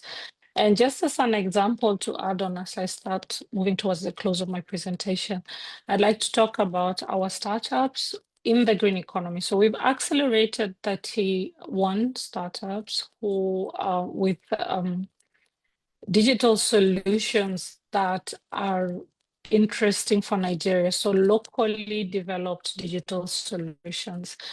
These will be working with the DIH if needed and when needed to support the agripreneurs and other business owners as well. You can see we have Agrovesto that's doing very well, providing digital trading solutions that enable food processors and exporters to access high quality staple crops from farmer groups and cooperatives. Top City that helps food vendors keep perishables fresh, again, reducing food waste with smart packaging using cold chain technology. All these people need power. So you have like Moon Innovation that's created a solar smart inverter system that delivers solar power and internet Wi-Fi for homes and small businesses. And they're actually including now, they have an AI-driven system, and also we'll be including security features on that. We have Crimson Technologies that is recycling waste plastics into environmental sustainable feedstock for plastic molding for MSMEs. And Green Era that provides also clean and affordable energy. Now, if you look at Moon Innovations, for example, and Green Era providing clean energy, Wi-Fi, and all that, enabling MSMEs to then access other services, even farmers and other agripreneurs to access other services such as from top city because they need power to be able to do it. So sort of a holistic approach that can be found within the DIH that will soon be very actively offering their services. Yeah, so I think this is my last, second last slide. So basically, to sum it up, the idea is to drive the digital transformation of MSMEs across Nigeria and build innovation ecosystems around them, or rather link them to the innovation ecosystems around them, and link with the African and European networks of digital innovation hub to foster technology and knowledge transfer and facilitate private sector partnerships by anchoring relevant digital skills trainings, entrepreneurship boot camps, and incubation programs. So we have developed a digital skills training. So generally, for all entrepreneurs, including agripreneurs, but in the future, we'll be looking at very sector-specific trainings as well, digital skills, particularly for different, for agriculture and for other sectors we're working with. So with that, I'd like to stop and thank you very, very much for your attention and for inviting me to be here.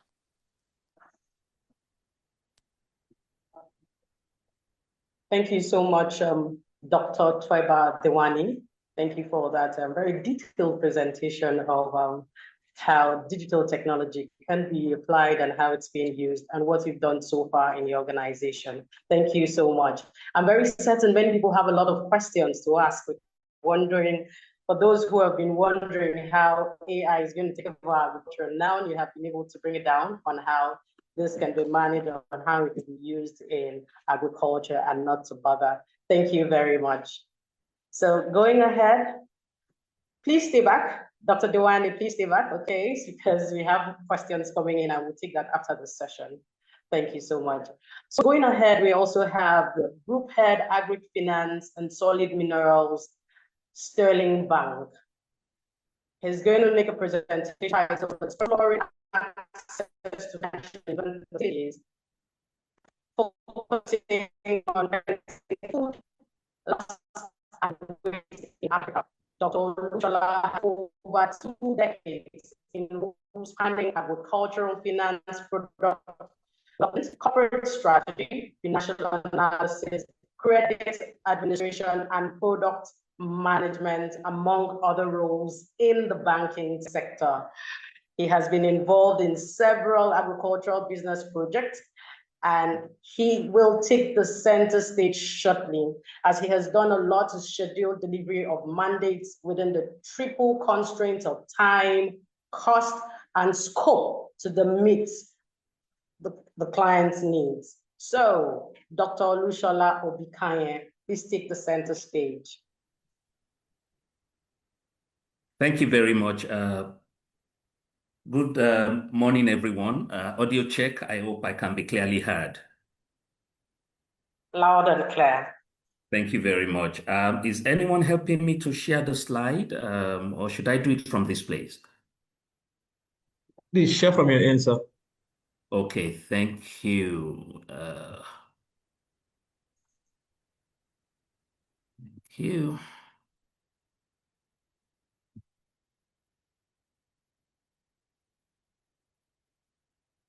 Okay.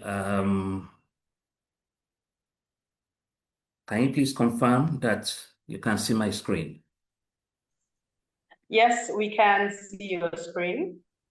Okay, thank you very much, everyone. And I want to thank the organizers of this highly laudable program for inviting us from Sterling to come around and be some part of the great work that is going on.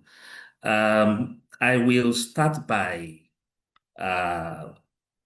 commending all of the prior speakers who had done so very excellently with regards to the presentation. I think it has bought me some time because the bulk of what we had wanted to say, I think, had been underscored so brilliantly by the previous speakers. So I will just go straight to the my presentation, and of course, I have been asked to speak on exploring access to financial and investment facilities, focus on preventing food loss and waste in Africa, unlocking opportunities for sustainable food system. So I'll just go straight to the barriers, the way we see it. For us in Sterling, we understand the fact that there is a lot of fragmentation in the agricultural value chain. It has been so brilliantly explained by the previous speakers. And because of the waste that we see, there's also the issue of, I will call it the issue of very bright opportunities for all of the challenges that have been so underscored. In Sterling, we believe that the most important needs or requirements of unlocking the opportunities in the agri sector will be, and of course in this order, access to knowledge or knowledge management. We believe so much that there must be requisite capacity building in the industry players before they could actually get into it. We believe that agri, as it is a science, and so for you to be able to put in production on a sustainable basis, there's a science that has to be adopted to that. We also believe that the second most important issue has to do with access to market. Access to market here speaks so much to the areas that had been spoken about, and of course, a fallout of an inefficient market would speak very strongly to wastage and all. And we believe that much after you must have had sufficient capacity and you already have your pathway to the market, we can then be talking about access to finance. And it is on that note that we saw the barriers and we saw the opportunities for food production. We had said that, yes, there is a clear need for finance. Gone are the days when the perception from the banks had been very, very red when it comes to the agricultural sector. I want to submit that even if it is not all green, and I speak for the sector, not Sterling Bank, we have moved from red to amber. And that will mean that over time, capacity has been built. The industry has been understood a lot more. And then we have begun to understand the need to invest in the agricultural sector more because of the opportunities that they provide, amongst others. But we understand also the fact that to be able to get these infrastructure deficiencies are very clear in Nigeria. It is unfortunate that when it comes to the issues of storage, logistics, and primary processing, we are still very, very much below par there. The PwC conducted a study at the turn of the COVID, and they came up with the fact that there are 75 silos, that is warehouses, government-owned warehouses in Nigeria, about 33 strategic silos, and then of course about 10 conditioning centers. While we know that this is low, the more appalling reality is the fact that the strategic silos have a utilization of less than 22%. So that will mean that we have the infrastructure, but they are inefficient. Perhaps inefficiency also has to deal with their locations, amongst other factors. But we have found opportunities here. And that opportunity has to do with the participation of the private sector and other players in seizing into it. For the purpose of this presentation, I will be putting a primary focus on the storage segment of the agricultural value chain, because we believe that this is one very crucial segment that could significantly tackle the issue that has brought all of us here today, and that has to do with post-harvest losses and wastage. And so we have seen opportunities with storage. We know that if we can put in investment to provide cold chain solutions, to provide hermetic bags and silos, it will go a long way in helping.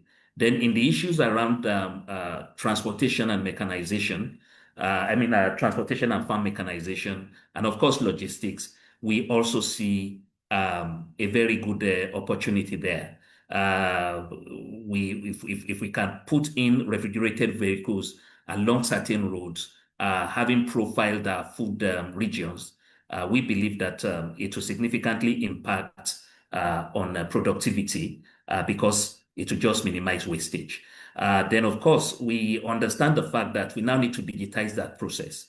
Market access, that demand forecasting, platforms that are able to give a clear direction as to where the commodities could be sold or could be kept, so that in the final analysis, they are sold at the right price, if not at some premium.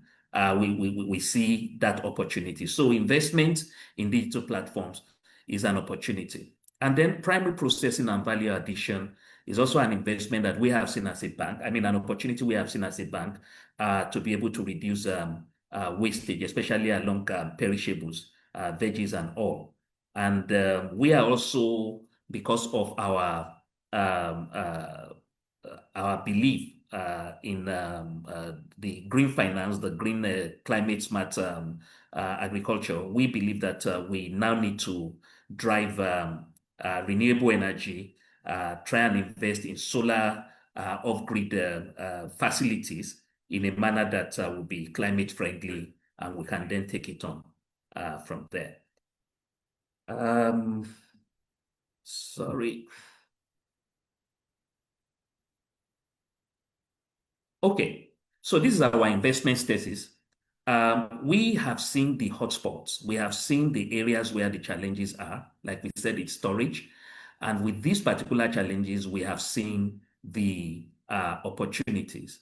So we know that the hotspots are around the areas of post-harvest technology, handling, aggregation. Of course, we talk about storage, the first mile logistics that tend to take all of the commodities out of the remote areas to areas where they can at least experience primary processing, amongst others. Then we also realize that if we are able to invest in tech-driven solutions, just like the previous speakers have actually spoken to, it will really go a long way in minimizing waste, and it will boost productivity. It's an opportunity that we have seen, and as a bank, we are investing in. We know the industry risk rating and the obligor risk rating in agriculture, especially for Africa. All of these jargons actually just tends to say that, well, there tends to be a higher risk in investing in that space. Definitely, banks and financial intermediaries are all about risk management. And so in Sterling, we are not risk averse. What we do is to explore means and ways by which we can sufficiently mitigate the risks that we have identified and then drive it on. We are also very keen about servicing or funding service-oriented initiatives.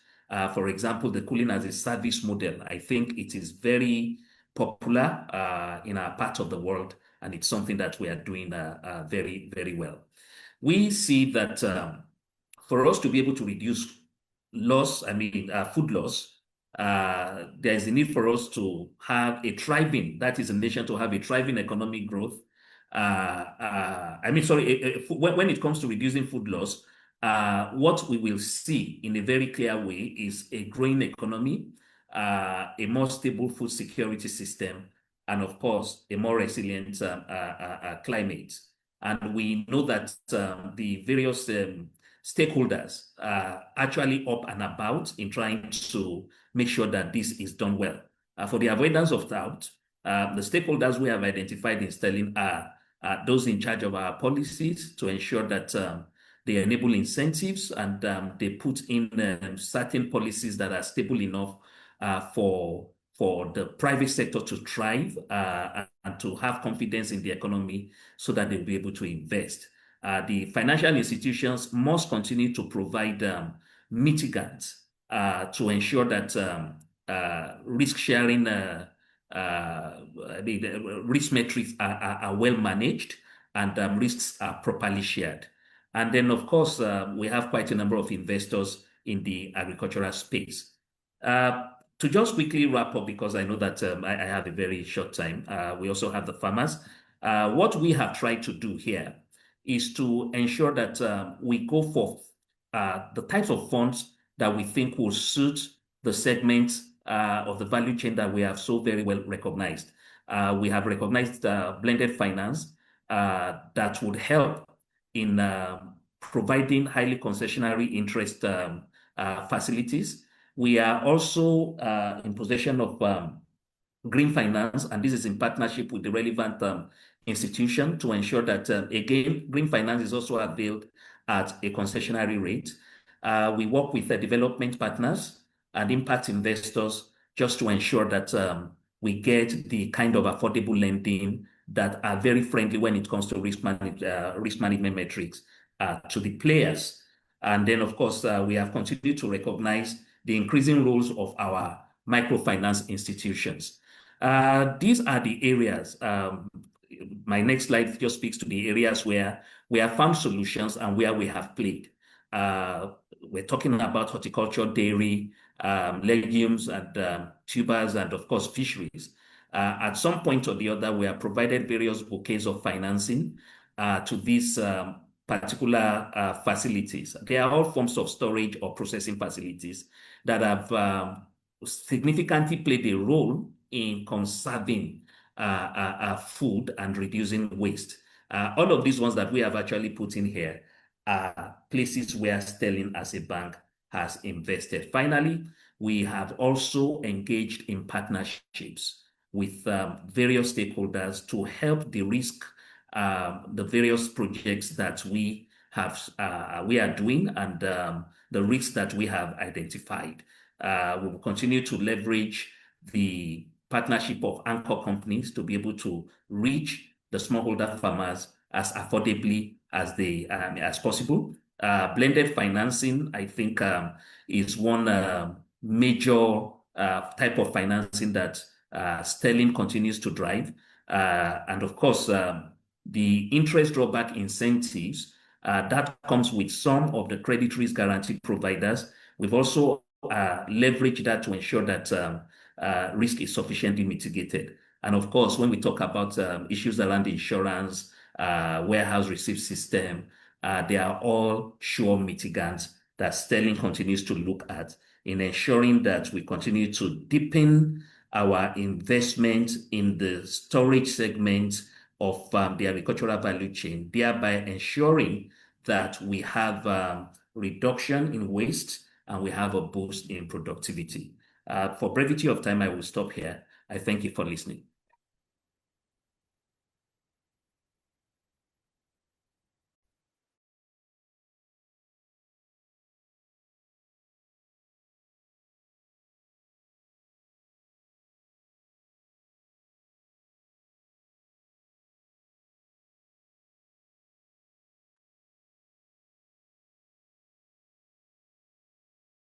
Okay, thank you so much. I hope you can hear me. Thank you so much, Dr. Olushola. Can you hear me, everyone? Thank you so much, Dr. Olushola, for the presentation of what Sterling has done and how others can for that brief. Also, I'll kill to you leave us because we have more questions coming in shortly and we are done with this particular session. I'd love to do the time check. It's just 1 to 12 o'clock. So shortly we'll be saying good afternoon to everybody. And if you had joined us after we started, this is just a reminder that this is the 6th Wider Perspectives Limited Post-Harvest Loss Prevention Forum with the theme Reducing Waste and Loss, Enhancing Value, Preventing Post-Harvest Losses in Africa. And for all the presentations and during the technical sessions, they have given us percentages, 60% how we have on uncultivated and arable land in Africa, and hoping that we are going to be able to use it to ensure that we have a richer nation and also enable people actually the agriculture then. At this point, we would also love to appreciate their perspectives in the technical process powered by them.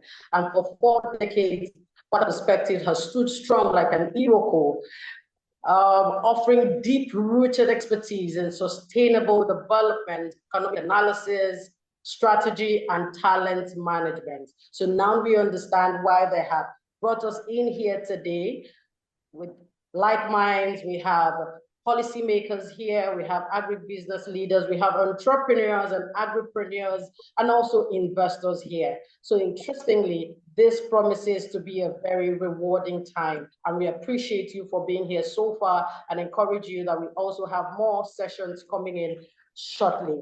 At this point, we would love to bring our next speaker, who is the Zonal Coordinator for TACAT, Nigerian Stored Product Research Institute, that's NISPRI.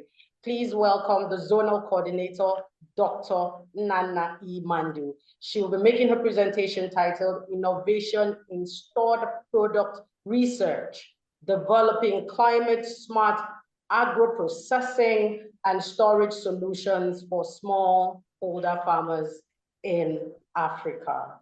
Dr. Nana, are you there? Good morning, good afternoon, everyone. Good afternoon. My name is Dr. Anthony Isekwene. I'll be representing my zonal coordinator, Dr. Mandu E. Inana. So today we'll be talking about innovations in stored products research. We'll be concentrating on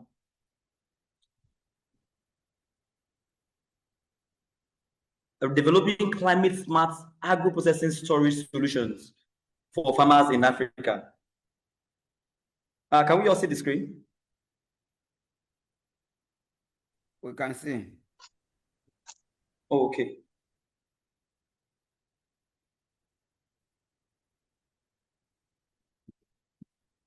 So let me give a brief history of Nigerian Stored Product Research Institute. It's actually an offshoot of the West African Stored Product Research Unit, established in 1950 by the British colonial government, with the headquarters in Lagos. Then within 1950 and 1958, it was established substations in strategic locations in Nigeria to look after the major export crops in Nigeria. By 1960, on the attainment of independence, we became the Nigerian Stored Products Research Institute in the then Ministry of Trade. And then by 1977, it became a semi-autonomous research institute by the Decree 5 of 1977. So what do we actually do at NISPRI? Our core mandate is to conduct research and develop technologies for post-harvest loss reduction, and to extend the research findings to relevant stakeholders. I would like to say here that NISPRI is the only research institute mandated by the federal government of Nigeria to carry out research on post-harvest handling of agricultural products. Our mission is to reduce post-harvest losses by ensuring the quality, safety, and availability of agricultural products in Nigeria. That's why our vision is to be the leading provider of agricultural post-harvest solutions in Nigeria and the West African region. I would like to mention that our executive director is no other person than Professor Latif Oladimeji Sani, who has won awards in various areas of food processing and agriculture, as well as food storage.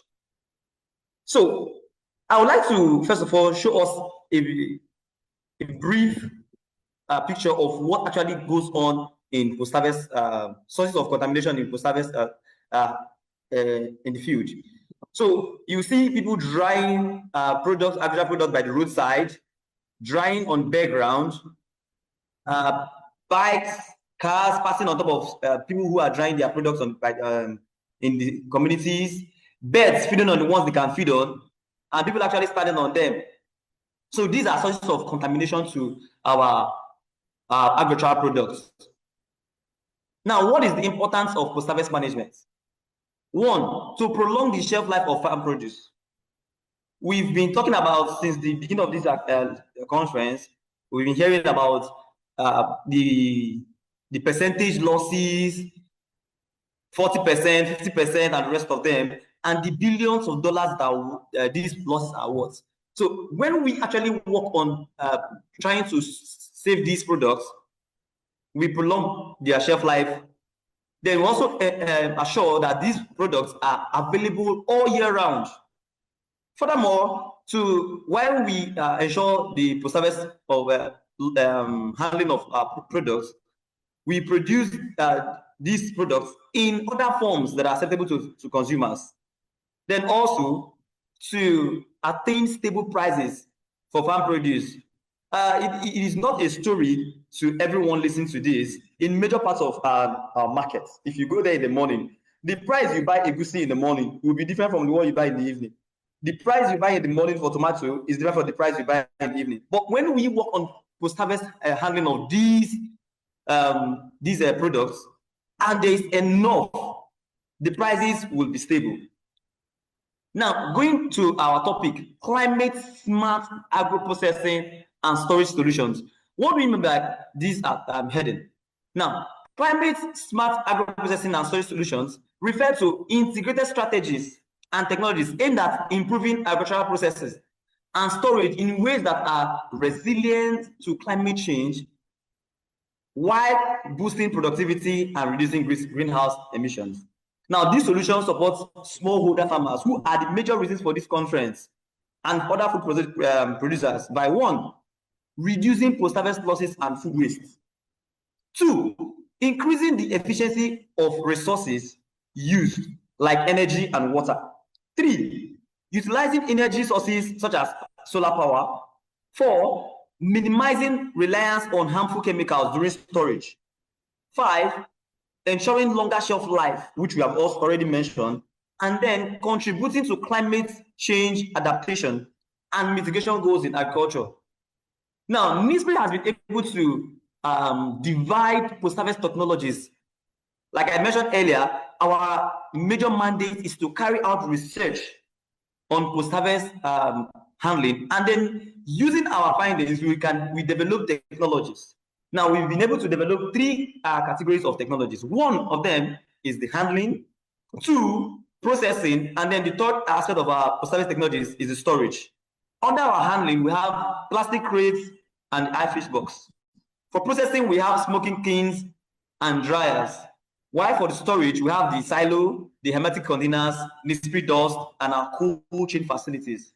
All these have been developed in such a way that they reduce the carbon footprint. So the first one is handling, which is the vegetable crates. Now, it's not. It's a general note that in the communities, what many of these our local farmers use is a basket made from plants, wood, from trees. So in this case, they cut down trees, back of palm trees, and then use them to make baskets. So this on its own harms the forest, because at the end of the day, most trees are being fallen down to produce baskets and the rest of all those boxes. But NISPRI has been able to develop a basket, this basket, which can hold a vegetable product, products and fruits and vegetables for a longer period of time. They are strong, rigid, easy to clean, and most especially they are stackable. Unlike what we see in one of the pictures that was just shown, where you see vehicles carrying oranges in basket compressed on each other. But with these stackable and nestable reusable plastic crates, the basket has been designed in such a way that the basket does not touch the fruits that are being placed in them. They are stackable and nestable. This allows us, the crates has also been designed in such a way that it allows for ease cross ventilation. Maximum loading has also been put in the basket, and they can be tied together to maintain stability during transportation, unlike the local products, the baskets, the regular basket, and the rest of them. Also, the characteristics of being nestable reduces transportation cost of returning the crates for reuse. Secondly, we have this. We have our our ice fish box for handling. Now, this ice fish box has been designed in such a way, just like the conventional cooler, but this time around, is designed in such a way that it does not. It will contain. You have to add in ice blocks to it to keep your fish in order in very safe form. This ice fish box has been developed to hold your fish products, your seafood and fish products for at least for 8 hours to 72 hours. It can, as long as you keep on replacing the ice blocks, you can keep them. These products can keep them in very good shape, at least reducing losses. Another unique feature of this ice fish box is that it has an opening. If you look at the base of it, you see there's an opening where once the water, the ice blocks in it has melted to a large extent, you open it, remove the excess water, and then add in more blocks to keep your products safe. Now, in fishing communities around the world, this technology represents a commitment to excellence and a dedication to preserving the ocean's bounty for generations to come. Next, we have our under processing now, we have Nisbury Fish Smoking King. So for this Nisbury Fish Smoking King, modifications has been ongoing consistently, and we have 3, although 2 of them are designed to be climate smart. Although the 3 of them are climate smart, but 2 of them are majorly climate smart, which is the one that uses biogas, and as well as the one that uses conventional electricity. So for the one that uses biogas, wherever you have this technology, you can have a biogas digester behind your processing behind your environment, and then channel the gas from the processing plant from the biogas digester into your processing smoking kiln. Now, I want to note here that what dries the fish here is not smoke. It is not anything but heat.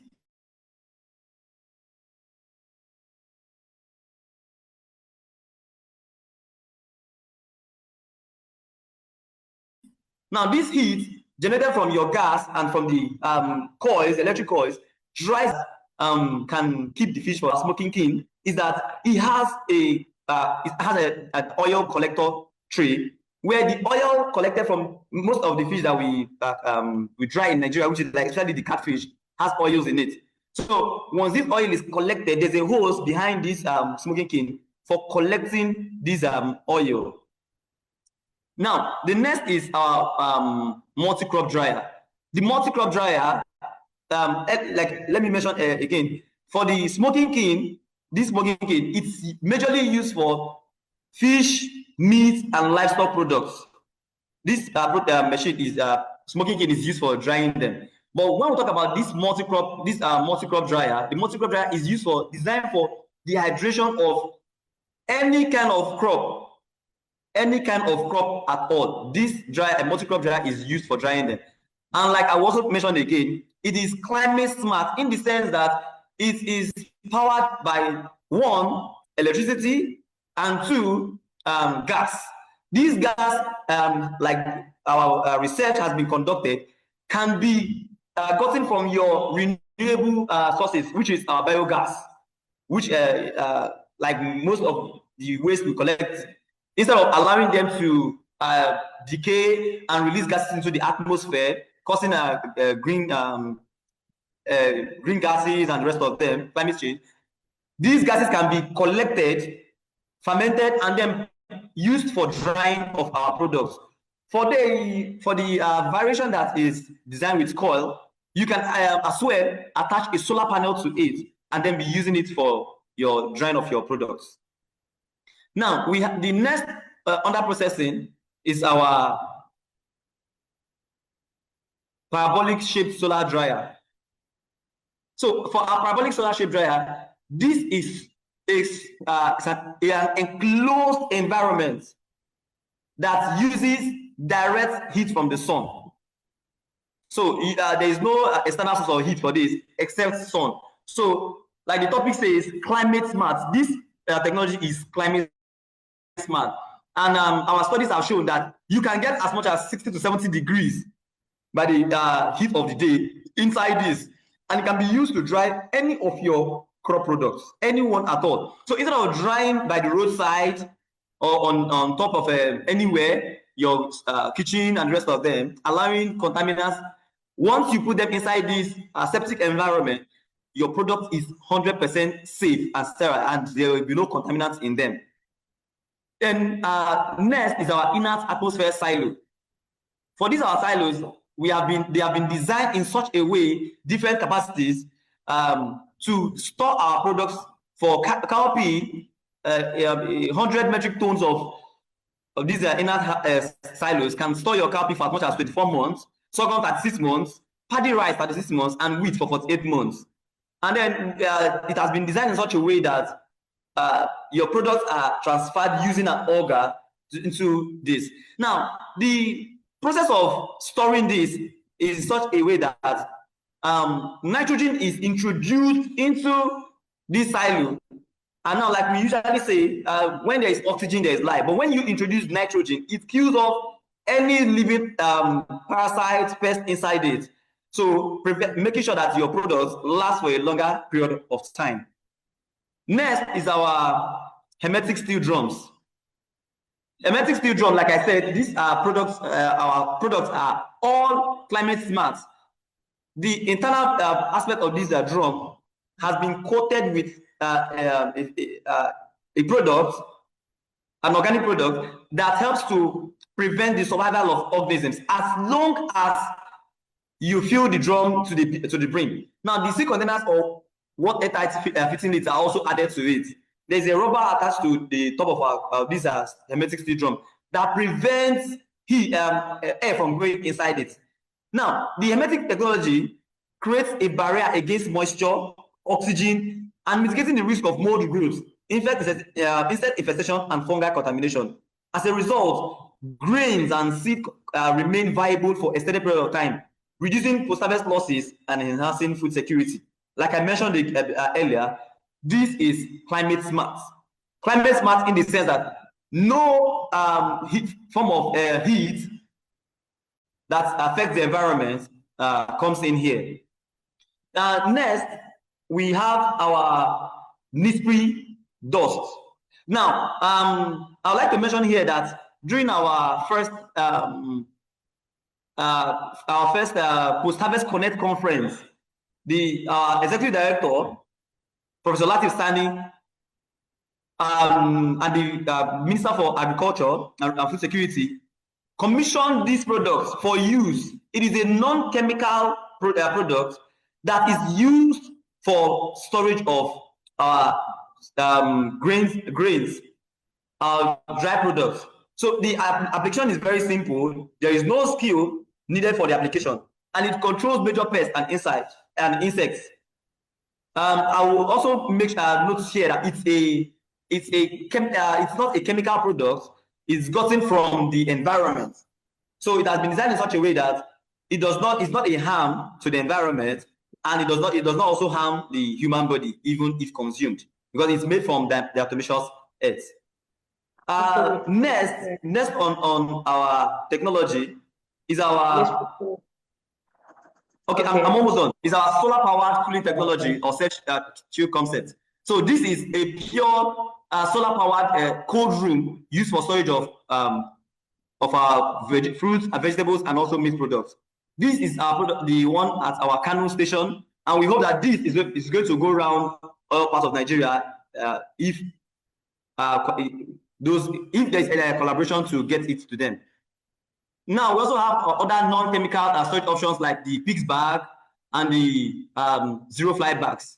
This helps to prevent storage without in any way affecting the environment. So we have trainings. We have trainings that we conduct in all our zonal offices, Kano, Lagos, Ibadan, headquarters, and Port Harcourt, as well as our association at Saple and Maiduguri. We carry out trainings that can be used to show farmers and food processors on how to reduce post-harvest losses without harming the environment. In conclusion, climate smart agro-processing and storage solutions are very important for improving the sustainability of smallholder farmers in Africa. For here in Nigeria, by adopting these innovative technologies, such as the discrete hermetic storage, solar drying, and non-chemical pest controls, these solutions effectively reduce post-harvest losses, improve food quality, and extend the shelf life while minimizing the environmental impact. Now, they promote efficient resource use, reduce greenhouse gas emissions, and support climate adaptation and mitigation efforts. Embracing these technologies, as those designed by NISPRI, empowers farmers, or will empower farmers, with improved incomes, food security, and sustainable livelihoods, contributing to a more climate resilient agricultural value chain and stronger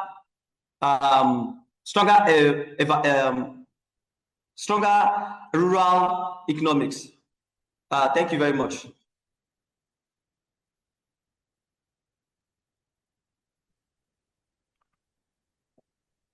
Thank you so much, Dr. Anthony Isiekwe, who is representing the Zonal Coordinator for Task Force Zonal Office, NISPRI. Thank you so much for marshalling that point and for letting us know the storage facilities available.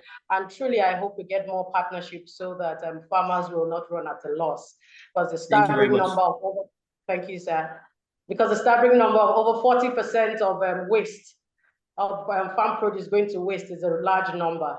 And trust me, even if we are not out there as farmers using our hands, imagine if we finish cooking a pot of jollof rice and everything gets burnt or it gets down in pores. You know how we would feel. We would only be eating the smoke, isn't it? So thank you so much. Hopefully, thank you very much. Thank you so much, Dr. Anthony. And we are looking forward to having more farmers taking advantage of the storage facilities, the silos, and all of them available by NISPRI. Thank you. Thank you. On this note, our next presentation is coming from the Director, South Zone of NAFDAC. He's going to be giving us the NAFDAC perspective of the regulatory requirement for food safety in Nigeria. Please let's celebrate the Director, South Zone, NAFDAC, Mr. Oligo Chukuma Philip.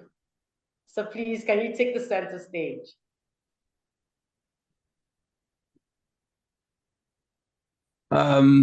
Good afternoon, all. Can you hear me? Loud and clear. Good afternoon, sir. Yes.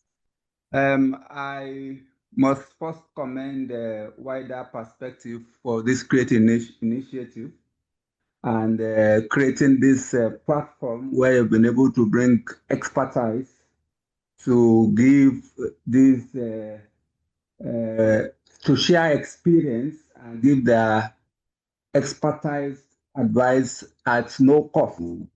Because time is really not in my favor, I will really quickly go into the topic I'll be sharing, which has to do with regulatory requirement of food safety in Nigeria. So I'll run with it. Well, the good thing is that this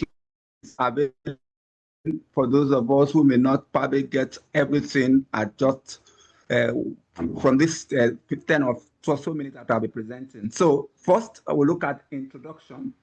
An effective food safety is vital to protect the public from fresh-borne diseases. Food safety in Nigeria is a multifaceted issue requiring collaboration between various stakeholders and robust regulatory framework. In Nigeria, responsibility for food safety regulation is spread across 3 tiers of government, which includes the federal, the state, the local government area council. Then the question now is slide 2, the second slide, please. The question now is, what is food safety? Simply defined, it's an assurance that food will not cause adverse health effects to the consumer when it is prepared or eaten according to its intended use. Food must be safe, available, accessible, nutritious, culturally unacceptable and ingested regularly for growth, health, and well-being. Unsafe food increases infection and intoxication, creating a vicious circle of disease. malnutrition and disability, particularly affecting vulnerable groups. Simply put, therefore, there is no food security and nutrition without food safety. The question then is, why does food safety matter in our contemporary Nigeria? Now, we have data, data shows that roughly 200,000 annual deaths is attributed to food-related causes, and they are tied to poor practices and weak regulation. There is a high prevalence of foodborne illness with foodborne diseases like diarrhea, causing substantial public health and economic burdens. Widespread issues including salmonella, mycotoxin contamination, chemical adulteration, and inadequate sanitation. These are already reasons why it becomes pertinent for us to look at this topic on food safety. Now we need to look at what are the regulatory framework that is available for food safety in Nigeria. One, we have two key agencies that are saddled with this responsibility. And they include one, National Agency for Food and Drug, as NAFDAC, is responsible for the registration, labeling, and inspection. We have the SON, that is responsible for setting up industrial standards. Then we also have the Federal Ministry of Health, that is also saddled with policy direction and leadership. We have Federal Ministry of Agriculture and Food Security. It had to do with farm to market safety. Then we have Federal Competition and Consumer Protection Commission, which is also saddled with consumer rights protection and consumer rights and protection. Now we will look at what are the current regulatory bodies and their roles. Of course, I've just run through that, and for the only addition, probably to make it a bit more explanatory, will be that the fact that for Ministry of Health, I've said policy direction, they also include coordination, surveillance of foodborne outbreaks, and when there is an alert, of course, they are also responsible for coordinating such issues. Federal Ministry of Agriculture and Rural Development also promotes good agricultural practice in line with food safety, objective, and others. Now we'll look at what does NAFDAC really do when it comes to regulatory, which is the center of this my presentation. NAFDAC, as a regulatory body, is saddled with one. They are responsible for the labeling, the product registration and labeling. Then they are also responsible for looking at the registration requirements. The question then is, what are the registration requirements for food product registration? Hello, sir. Yes. Hello, sir. Please, can you speak close to your mic? We could barely hear you. I don't know if others You barely hear me. All right. All right. Thank you. Okay. Can you hear me now? Fine and clear. Okay. Now, I'm looking at the regulatory requirement as it pertains to NAFDAC. NAFDAC is saddled with one, product registration and labeling. And in product registration and the product registration requirements include, you have to make a submission of certificate of incorporation and trademark evidence.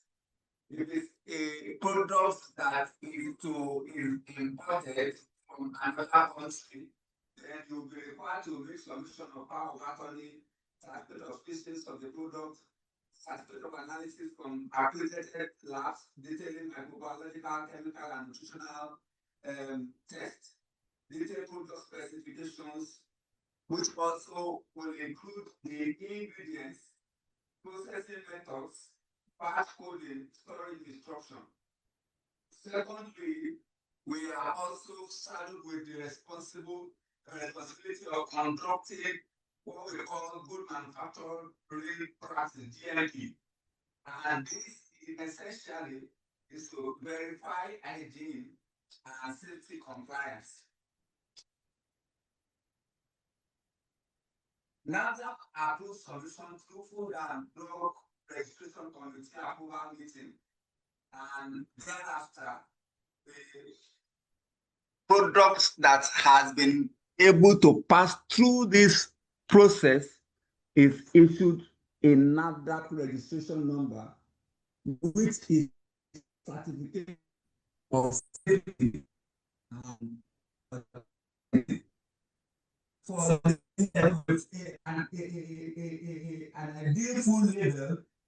It should include one, product name, manufacturer's name and address, batch number, the expiry date, net weight, or volume as the case may be, ingredients in descending order of predominance. Very important. Ingredients in descending order of predominance, additives, preservatives, and where there are needs, depending on what we have on the ingredient list, you are expected to state the allergen portion. You also must note that these names to be in English translation. Nutritional or health claims require justification and must align with our regulation. Nutritional information on food product label is very mandatory and must be stated as such. The other question is hygiene and operational standards. Now that food hygiene practice guidelines cover hygiene standards for primary producers, processed food establishments, and food preparation outlets. So we have cases where we also have to go around to inspect restaurants and to ensure that we have the food good hygiene GHP is being practiced. For food practice, it is expected that they implement SOPs covering their SOPs, which means standard operating procedures, covering the production, cleaning, waste disposal, and sanitation. It should also ensure that staff undergo annual medical tests and exclude individuals with communicable diseases until cleared. They should keep records of complaints and recall actions and such facilities nearby records. So those are the things we look out for during inspection. We ensure that the for recall actions where there are exigencies. They should also have store and transport products under safe conditions to prevent contamination or spoilage. Then, just as I said earlier on, we said it's not just NAFDAC, the SON also has a role to play in certification and in setting up standards. And the SON, that Standard Organization of Nigeria, they develop and enforce standards for food products using around 100 national standards and hygiene procedures. Food products that meet SON standards are awarded mandatory cooperative assessment program (ANCA) certificates and logo signifying compliance. Well, these key challenges which we have, I know that at times where there have been challenges from applicants on one overlap of regulatory functions, but this might not be a forum to discuss that. And among regulatory agencies, we have this challenge of insufficient resources in labs, training, inspection, equipment, from regulatory effectiveness. Then mycotoxin contamination are challenges we've observed over time. And low public awareness on safe practices, particularly and food vendors. These are predominant challenges that we face in our own environment here. In conclusion, food safety is everybody's business. The collaboration of all stakeholders in food supply chain, i.e. the food producers, the food transporters, the food processors, the food handlers, the marketers, and final consumers are essential to ensure comprehensive and integrated approach. I will also say this before I finally leave the stage. Who are in doubt, please endeavor to visit NAFDAC offices in all the states, and we are prepared to give you services at no cost to clear your doubts. Don't undertake any production or manufacture without ensuring that your facility has been cleared as per either good hygiene practice or good manufacturing practice. On this note, I want to say once again, thank you for this opportunity and this privilege. And when there is doubts again, if there are questions you need to clarify, please do well to send your questions and your doubts will be cleared. Thank you. Thank you. Thank you so much, sir. Thank you for that very insightful perspective from NAFDAC. Thank you for exposing us to all the regulatory requirements, and also, would I say, a stern and subtle warning that we should adhere to right practices and verify if our facility has been approved by NAFDAC. Thank you so much, Director South Zone NAFDAC, Mr. Olibu Chukuma Philip. Thank you very much. And we are building the blocks one step after another, building the blocks of knowledge. And our next focus is going to be exploring business and economic opportunities within the post-harvest loss prevention value chain. I know Doctor is on standby. Just to close the chasm when it comes to interested in. Feel free to use the chat box and I'll refer to it much later. Is it cocoyam? Is it plantain, oranges? What is that harvest? What is that product that you really allow us to close the chasm? All right. Our next presentation is going to be exploring business and economic opportunities with the post-harvest loss prevention value chain. And to tell us more about it is the CEO, Pan-African Farmers Organization, PAFO. He is no other person than Dr. Babafemi Oyewole. Good afternoon, sir. Please, Dr. Babafemi, over to you. Thank you very much, Eileen, for the opportunity to really contribute to the discussions on post-harvest losses, which is a major issue for farmers in Africa, and not only in Africa, globally. I've structured my, as you said, I'm talking on exploring business and economic opportunities within the post-harvest loss value chain from farm to market, turning loss into value, jobs, and resilient growth in Africa.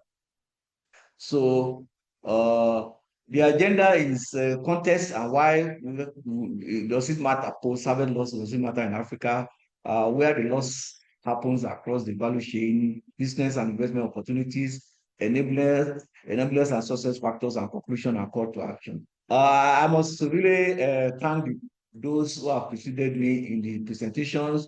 I've seen high quality presentations on this issue. So I'm not going to belabor some of the issues that have been raised. Where necessary, I can emphasize our positions on them. But before I go ahead, let me just give you a presentation of PAFO. who we are. We are constituted in 2010 under the auspices of the African Union Commission to be a continental platform for farmers. And we have 5 regional farmers networks across Africa, representing 18 national farmers organizations in 50 African countries. And we are registered in Rwanda as an international NGO with headquarters in Kigali. So without wasting time, those are the highlights of who we are. Now, the context, as we have been said by previous speakers, food losses for key staples can reach about 15 to 35% in Africa, and perishables even more in numbers or in percentages. And I think one of the presenters here mentioned specifically grains. They are about 12 to 15% in their losses. And what it does is that it erodes farmer incomes and raise consumer prices and waste scarce resources. We have seen some of the presenters also looking at the food loss and food waste. So these are the things that post-harvest losses causes to us in Africa. And reducing it will boost food security without expanding the cropland. Yes, it's true that we have 60% of the arable land of the world, but again, if you can reduce post-harvest losses, it will boost food security without necessarily expanding the cropland that we need to cultivate, or to continue to cultivate to produce more. And it's also present an untapped opportunity for SMEs, storage, cold chain, drying, and processing, packaging, and logistics, which many of the earlier presenters have mentioned. Where it occurs, we have the pre-market stages and the market-facing stages. The pre-market stages is on the farm, handling and timing, when the products, the crops are harvested, and the way they handle them, or the timing of getting them processed, can lead to post-harvest loss, drying and threshing, and moisture and pest controls. These are very important. And primary storage, the bags, the silos, first mile allocation and transportation. These are the pre-market stages. But now, going to the market, we see that wholesale, consolidation and grading, cold storage and ripening, retailing, handling, and logistics, and consumer level waste. You see, I was invited to Japan by the Japan Farmers Organization to look at the organization of the farmers in Japan. And if you see the cold storage facility that was built by farmers themselves. You know, most of the time in Africa, we're always waiting for government to do everything. But the farmers, they got together, they built a 10-story cold store where all their products are stored there. And also they have farmers markets, whereby they are linked to their members and they bring their product directly to the market for sale. So we see that we ourselves as farmers, we are doing whatever we need to do to ensure that we reduce post-harvest losses by ourselves. That's why in PAFO, one of our strategic pillars is farming as a business.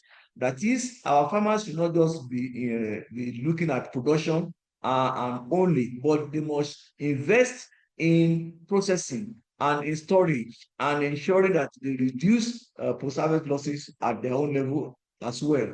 What are the business opportunities? Again, all the speakers have spoken about all these opportunities in the post-harvest loss value chains.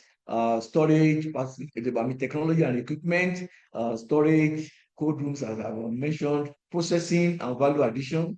We see milling, juicing, and canning, powders, all those animal feed, bioenergy, compost, and from residues of either crops or animals.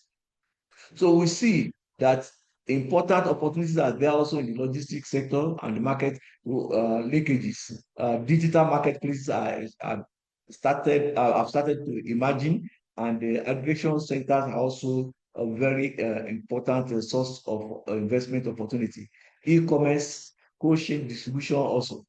So we see these have been mentioned also by my predecessors. So, and the finance and banking, insurance, and a lot of these present investment and business opportunities in the post-harvest loss value chain. And when we look at the market potential, we can see Africa loses food value at 4 billion plus, more than 4 billion annually, and which is something that can be addressed. This is something that can be limited or mitigated. So we see it's a huge, and we are still, despite this loss, we still have malnutrition. We still have many people are going to bed without food and hungry. So we can see that it's a real problem. An investment in post-harvest losses will yield a return on investment through reduced losses and new revenues, which will improve the incomes and livelihood of farmers and enable them to make further investment in their to add value to their production.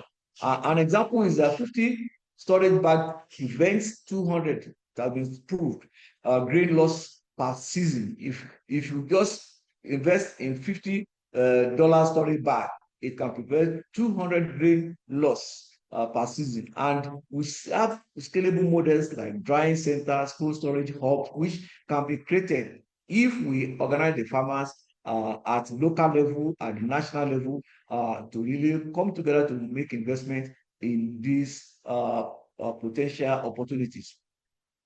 And what do we need? What we need is policy and institutions. We need quality standards. We have seen the standard of the NIPRI, who mentioned the standard organization. So we need standard. We need private-public participation for infrastructure, which is one of the real problem of post-harvest losses in Africa. The roads to get the product to the market very poor, and that's one of the major issues. So we need infrastructure, and government alone cannot do it. We need to partner with them as far as any sector so that they can do that. And trade and market access policies. We thank God for the AFTA that has been approved and that is now working, which is opening up market opportunities across Africa. When such opportunities are there to exploit, I think it will reduce also post-harvest losses. We see technology and innovation. We have talked about that, digital monitoring, IoT, mobile aggregation platform can be developed, packaging and preservation, R&D, which I think is what the Nigeria Store Products Research Institute is doing. The only issue is that those technologies they are innovating and they are producing, how many of them are being taken up for commercialization, for scaling up, which is all those technologies and innovations are a source of business opportunities and investment for us to tap into. Finance, we heard about Sterling, person who spoke about what Sterling is doing, what the sector is doing to promote finance into the agricultural, particularly for smallholder farmers, which finance is still one of the major constraints to production and to processing along the value chain. So, we have a lot of financing instruments that can be used to motivate investment in the sector. We should not forget about capacity and human capital.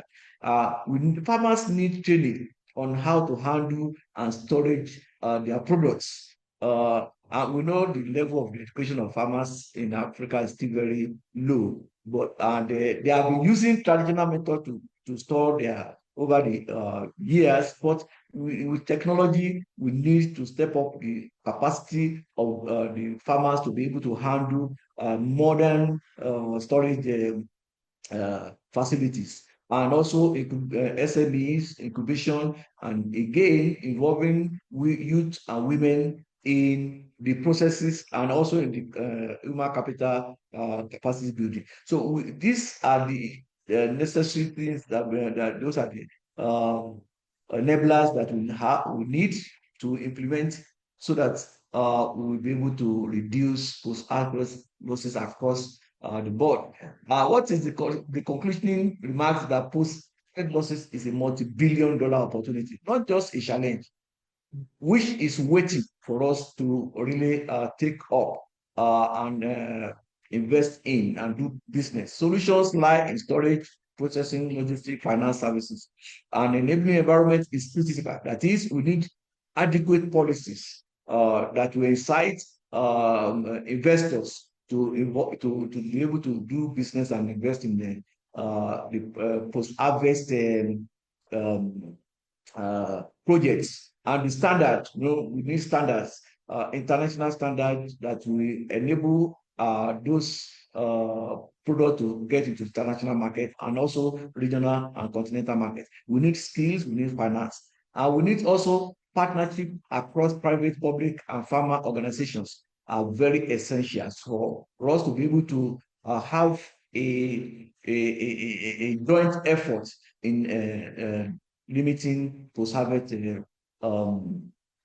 losses in Africa. And we need to invest now. That is a call to action. We need to invest now to transform losses into value, into jobs, and into growth for Africa.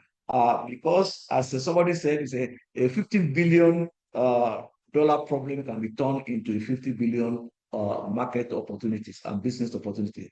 With that, I end my presentation. Thank you for the opportunity again. And what I need to say is that let's continue to this dialogue and sustain it until we have solution to the problem. Thank you for the opportunity. Thank you so much, Dr. Babafemi Oyewole, the CEO, Pan-African Farmers Organization, PAFO, and he's reaching us straight from Kigali, Rwanda. Thank you so much.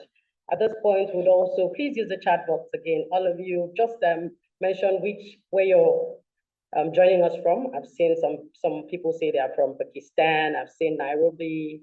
Wherever you are reaching us, if you're in Nigeria, if you're in Bible, if you're in Port Harcourt, just put it there.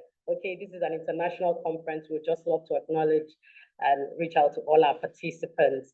Thank you very much. Indeed, we are putting pay to all the presentations in this technical session. We've seen a whole lot of data there of untapped potentials. We've seen all the storage potentials available and also the technical aspects which we are yet to tap properly. And a lot of questions have been asked. I know a few questions have been asked to Dr. Dewani. So please, if you have more questions for all of our participants or all our speakers at the technical session, please use the chat box and sending all your questions. Okay, at this point, we would love to thank all our everybody who took charge in the technical session. We want to thank Barrister Womet Jones Idikio, the founder, African Continental Free Trade Agreement AfCFTA Roundtable. Also, Dr. Babafemi Oyewole, who just signed out now, CEO Pan-African Farmers Organization, PAFO. Would love to thank founder and group managing director, AgroInfoTech, Ayoluwa Okedeji. Yes, would also like to thank Dr. Tweba Dewani, Head of Project GIZ, Digital Transformation Center Nigeria, DTC Nigeria. We also have here Dr. Inanna Mandu, who is represented by Dr. Ikechukwu. Yes, who was represented by Dr. Ikechukwu Amadou. Thank you so much. Yes, and NAFDAC. The representative from NAFDAC, thank you also for that very powerful presentation. So feel free to use the chat box and ask your question. I'm going to start. Dr. Tweba, are you there?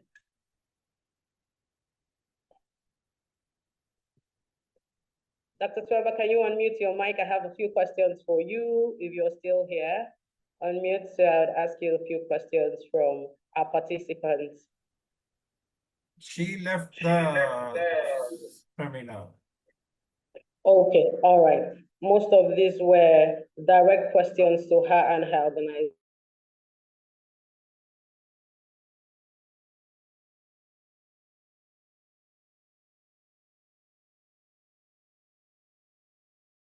I have a question for all the team and all the WPL organization. Can I do it? And we would send you all what you need. Can you hear me? Can I ask the question from all presenters? Please go on. You can ask. Go on. Please go on. Yeah. My name is Rahim Khan and I am from Pakistan. I have hands-on experience in post-harvest technology, consists of 35 years. During the 70s, the post-harvest losses was almost the same which today I saw on the screen. Then where is our efforts gone? We are doing at our level best, but even then we have no control on post-harvest losses. What is the major issue in this case? Anybody reply? And one more thing, the situation here in Pakistan, and which I see in the different presentation, seems almost same condition.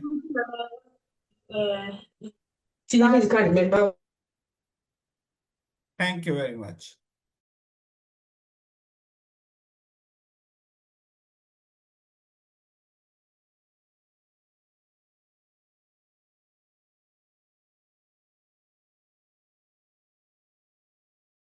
Okay, thank you, Mr. Rahim. I don't know any of the presenters on the call, based on the question asked by Mr. Rahim, can we just take it accordingly? Any of the presenters?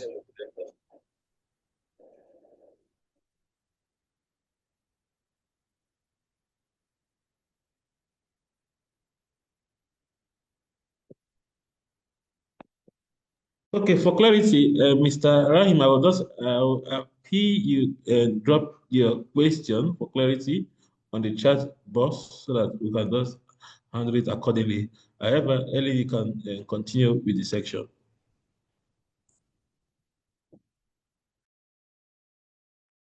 Okay.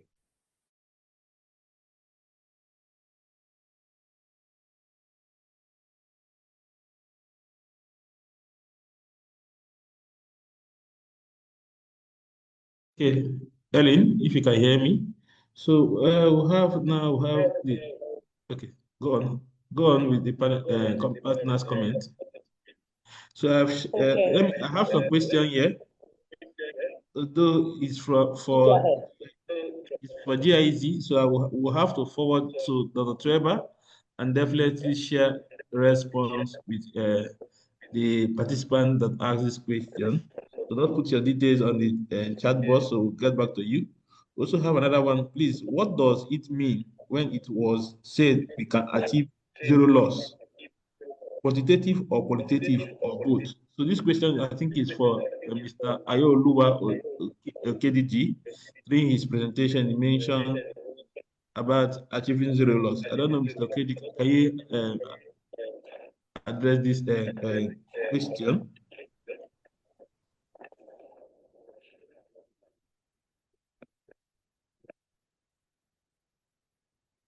Hello, sir, are you there to address it? So we'll have 5 minutes for this section. Immediately after this section, we'll take the partner's comment, then next to the panel section. Okay. All right, thank you so much, Lasbury. At this point, I think I can go to the box and read the question. Okay, hello everyone. Please, my question goes to the last presenter. Among the pre-market avenues of loss, you didn't mention the menace of wild animals. In Enugu State, where I'm attending from, we have a serious menace of monkeys. coming in at the point where the crops are just ready for harvest. Example, corn and cassava. Please, what can you say about it? Now, this is to the last presenter, Dr. Babafemi Oyewole. Please, sir, can you attend to that question?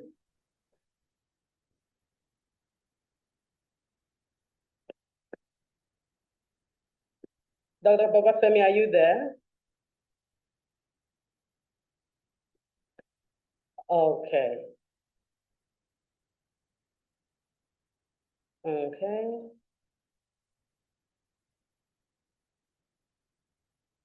Dr. Babafemi, are you there? Should I read out the question anymore? Okay, can we have any other person who took the technical session help us address the situation? So how will we manage situations where we have animals, example, monkeys, who come in to disturb the crops?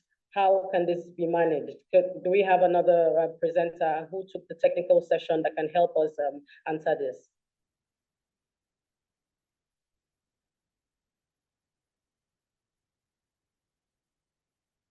Okay. So Uchechukwu Ogono, so definitely we'll get your answers and send to you personally. We'll try that at Wider Perspectives. So thank you so much for sending in your question. And if you have more questions, just keep them in. We're going to reach out very soon. Please, I would love to appreciate, I think I skipped that, Dr. Anthony Isekwene. Please, thank you so much, representative of the Zonal Coordinator for NISPRE. Thank you so much for that very powerful presentation during the session. I skipped your name. Okay, a Wider Perspective, one of the things we have benefited or enjoyed are partners who have helped us stand head to head with any other organization. Thank you so much for partnering with us. You have stood shoulder to shoulder with us in all of our missions, and we appreciate you. At this point, we'd love to give you some time to give you your goodwill.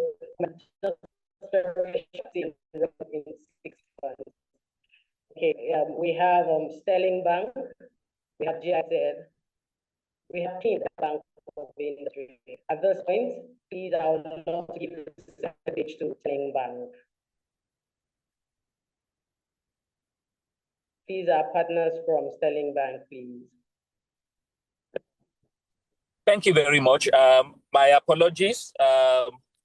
I actually have a noisy ambience, but I'll be brief. We want to say a very big thank you to Wider Perspectives for a very excellent work that they are doing within the agri space, bringing stakeholders together to address very germane issues that will unlock productivity and sustain economic growth.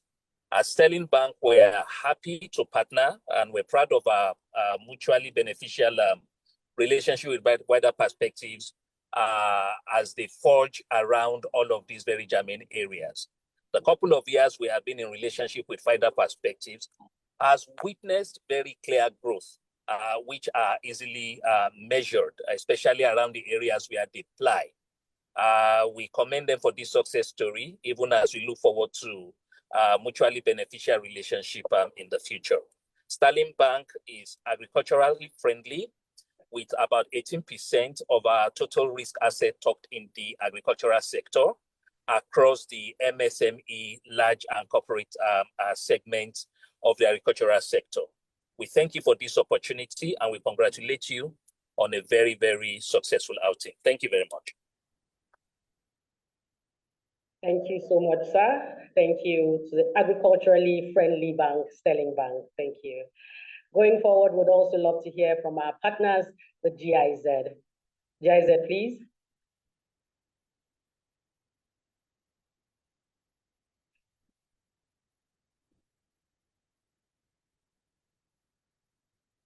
Okay, we'll get back to GIZ. Okay, can I have comments from Pinned? Please, can we get comments from our partners, Pinned? Okay, good afternoon, everyone. My name is Chidera Ugo, and I've been following the session since it started. It's been a very insightful one, And I want to say thank you to every of the presenter, and firstly to Wider Perspective for bringing stakeholders together.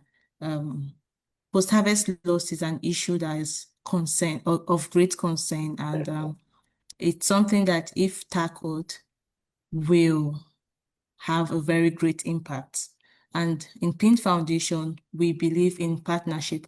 The full meaning for the acronym PIN Foundation is Partnership Initiative in the Niger Delta. So we are big on partnership. And we believe that no problem can be solved by one person. So that's why this platform is of great essence, because now we are bringing together stakeholders and also creating awareness that this is what is the issue. So this conference is one that is really appreciated, and I want to commend the organizers of this conference, and also to just say that kudos, we are open for partnerships. We already have plans of proceeding with this, and going forward, we hope to contribute to tackling this issue of post-harvest loss. Thank you so much. Thank you so much, Chidera Ugu. Thank you for your powerful remark. At this point, the very last for our partners we would love to give the center stage to is the Bank of Industry, BOI. Please take the center stage.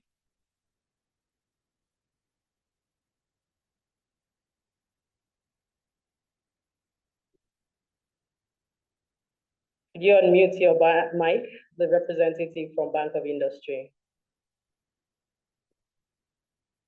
Okay. At this point, we would like to appreciate the partners and all our participants. Thank you so much. To our partners, thank you for the very, very quick reflections that you have shared with us. We appreciate you, and thank you for the support you have been giving us so far. So the highlight of today is also the very next session we're going to have. We're going to have a very powerful panel session where we have brought in brilliant minds that are sharing strategies and techniques to tackle food loss and waste across Africa. All right, participants, it's going to be a very engaging one. It's going to be a very engaging one, and we have a few panelists I would love to introduce to you. Okay, the first on the list is Quinta Onditi. She is the partnership lead, Hello Tractor. Quinta leads partnership at Hello Tractor, working closely with private and public sector partners to execute projects aimed at diversifying its service portfolio and expanding outreach to smallholder farmers across Africa. She's bringing over 10 years of experience in project design and implementation across various sectors in and outside Africa. Quinta has a bachelor's degree in gender and development studies and an MBA from the University of East London. Quinta, are you there? You're most welcome. Following immediately that I'll introduce to the panel session is also Esson Akolo Elijah, who is the Deputy General Manager, Tomato Jos. Esson Akolo Elijah is the Deputy General Manager, Tomato Jos Farming and Processing Limited, a pioneering agribusiness reshaping Nigeria's tomato value chain.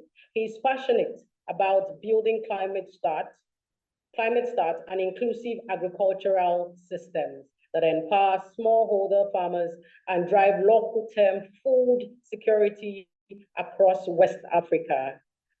Under his leadership, Tomato Jos has successfully integrated over 2,500 smallholder farmers with over 50% women inclusion into a commercially viable supply chain.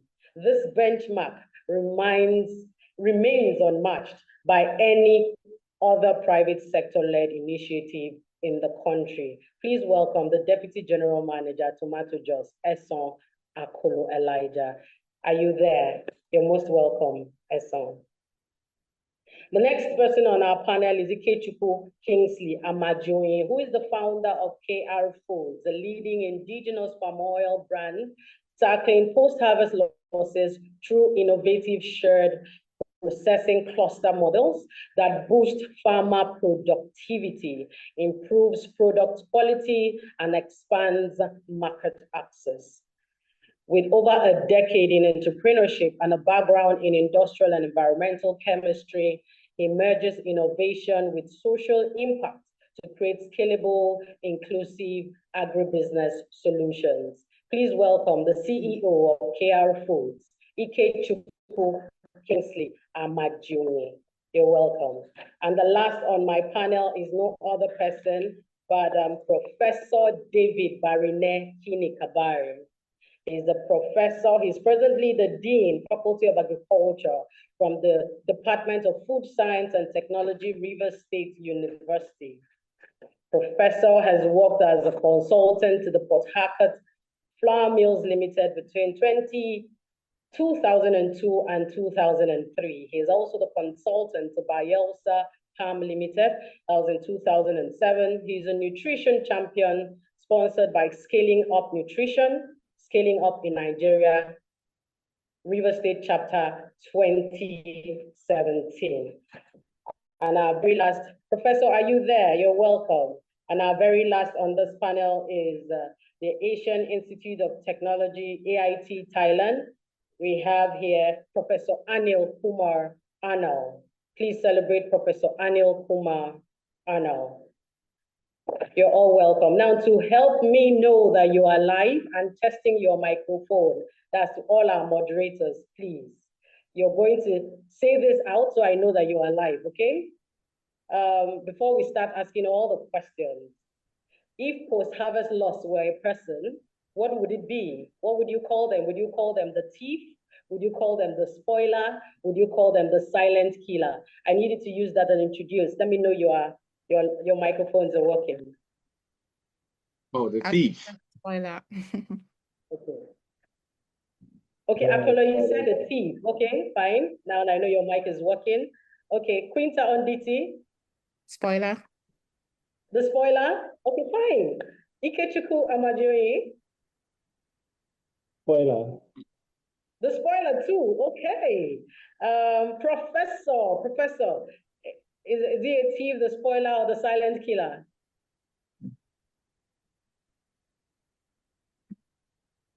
Okay, I'm not getting the feedback from Professor. That means he's not here. What are Professor? Okay, I think we have two professors, right? So Professor Kini.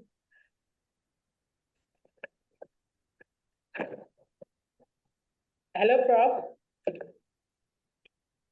Okay, fine. Professor David Barine. All right, still trying to check your mic. What of Professor Anil Kumar? Are you here? Professor Anil Kumar? All right, fine. So we have the very three powerful men who are here. So we have the lady and the man. Yeah? Quinta Onditi, the only lady on the panel. Thank you so much. So, are you ready? Please unmute your mic. I think I'm seeing someone else who hasn't unmuted his mic. Akolo Esson Elijah, unmute your mic. So that I'm certain that your mic is working when I get to. No, we can't hear you. Oh, it's unmuted. Fine, loud and clear.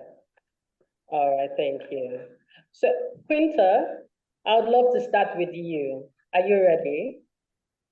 All right, partners, it is an honor and a privilege to anchor this panel session with this very powerful set of people, brilliant minds, who are going to take the panel session with me.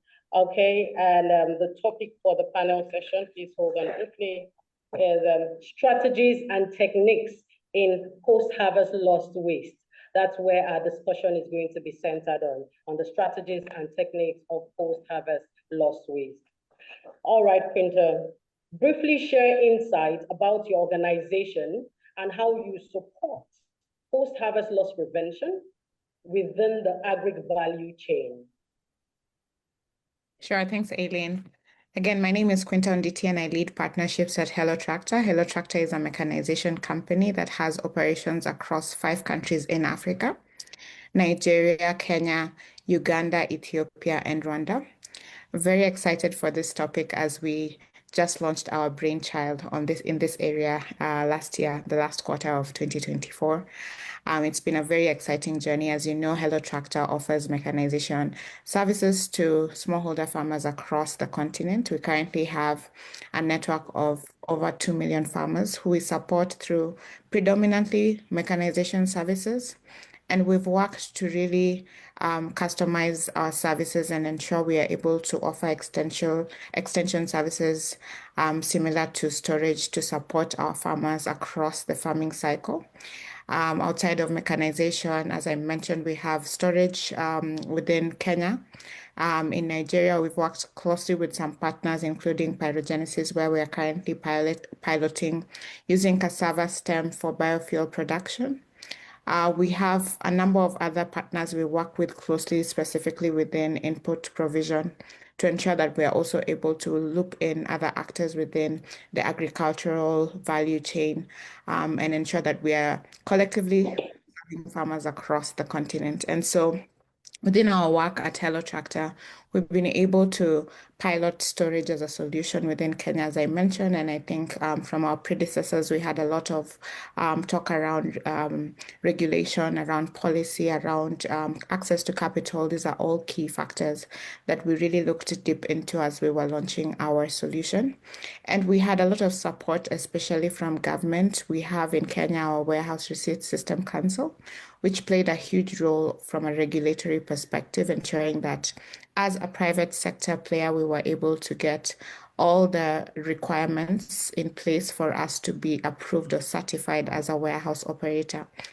Within that context, specifically within agriculture, it's been a huge talk about how we can reduce that $4 billion loss across the continent. And working closely with government has been very key in terms of us not only being able to ensure that we are able to structure properly this service, but more importantly, get buy-in from farmers. As you know, government plays a really big role in terms of smallholder farmers being able to buy into these new solutions. And so collaborating with government is pretty essential. Now, within what we've been able to pilot, we were able to, focus really on the maize value chain. And within that value chain, we're able to bring in farmers specifically within Nakuru County, the equivalent of state in Nigeria. Now, those farmers were able to bring in their commodity. They stored their commodity. We offered them advances equivalent to 50% the value of their commodity at the current market price at the time of deposit. Post-deposit, they were able to get a lot of advisory from our warehouse manager, getting pricing advice, really helping us to ensure that we're keeping track of what the market prices are. And this resulted in those farmers getting 64% in profit from that first harvest. It's been a very exciting journey, and now we're looking forward to, and we're actually preparing for the second and third harvest, now focusing not only in Nakuru, but also in Narok. Same applies in Nigeria, where we are closely wanting to collaborate with government stakeholder, policymakers, as well as actors within the agriculture food chain, just so that we're able to also launch this solution within Nigeria and borrow some of the learnings that we've been able to get from across our market here in Kenya. Thanks, Aileen. Thank you so much. Thank you for all the lovely work you're doing with Hello Tractor, a lovely name too by the organization. Okay, so I will come back to you, okay? But I'd love to get Esson Akolo Elijah, the Deputy General Manager, Tomato Jos. I would love him to address this briefly. Please, can you briefly share insights about your organization and how you've been able to support post-harvest loss prevention within the agri-value chain? Esson. All right, thank you. Again, my name is Esson Akolo Elijah. So Tomato Jos is a farming and processing company. All right, Esson, please. Can you hear me? Can you hear me? No, it's faint. Could you let us have more? Yes. All right. Can you hear me now? Yes, better. Loud and clear. Okay. All right. So I was saying that Tomato Jos is a farming and processing company based in Kaduna, Nigeria. Tomato Just started as a result of a drive to manage post-harvest loss in Nigeria, in northern Nigeria especially, because at the time when our MD was moving around northern Nigeria and then saw that there is a lot of tomato, you know, dried on the road, dried on the roof, dried on every possible space that is available, very inefficient, and some of them spoiling and all of that. And it led to, you know, the idea of fixing a company that will manage these problems that farmers face. You know that the biggest problem around farming generally in Nigeria is around post-harvest loss. So Tomato Just, our model is designed to address these challenges in, you know, 4 comprehensive areas, one of which is access to input and training. So we know that one of the key issues in the tomato value chain especially has to do with the quality of the seeds that the farmers use. So different seeds have a shelf life. So we provide access to quality input. With our research and training, we bring in varieties that have high shelf life, fertilizers that will help the farmers grow crops that will not perish easily. We have irrigation infrastructure for the farmers. Unlike what the farmers are used to, we provide irrigation infrastructure for them on credit so that they can grow in the season that will reduce their losses. The other is our offtake guarantee. So we sign a contract with the farmers, an offtake contract with the farmers, so that once the tomato is ready, farmers' tomato is agreed on a price and is offtaken directly to the factory. That way, the farmer has zero loss. So all the farmers that engage in our program have guarantee that they will have zero loss at the end of the season. The other is our logistics. So as part of what we do with the farmers, we provide logistics support. So every farmer in his field, once he harvests, Tomato Just drives a vehicle to that place. Tomato Just provide plastic crates, which, by the way, reduces post-harvest loss for the farmers while the farmer is harvesting. So the farmer harvests and puts into a plastic crate, and then he just makes it ready. Tomato Just will come with a vehicle and take off that to our factory. And then, of course, you know, as I've said earlier, we're a processing company as well. So we do the value addition for this product and sell. So overall, our model doesn't just boost yield. Like I said, for training for boosting of yield, it creates a reliable structure where farmers grow better, harvest smarter, and incur very minimal loss in the program. In this way, we directly contribute to post-harvest loss and build a more resilient tomato value chain. What we intend to do is actually to reduce, if you follow the news recently, the Minister of Agri said that Nigeria imports more than $10 billion worth of food.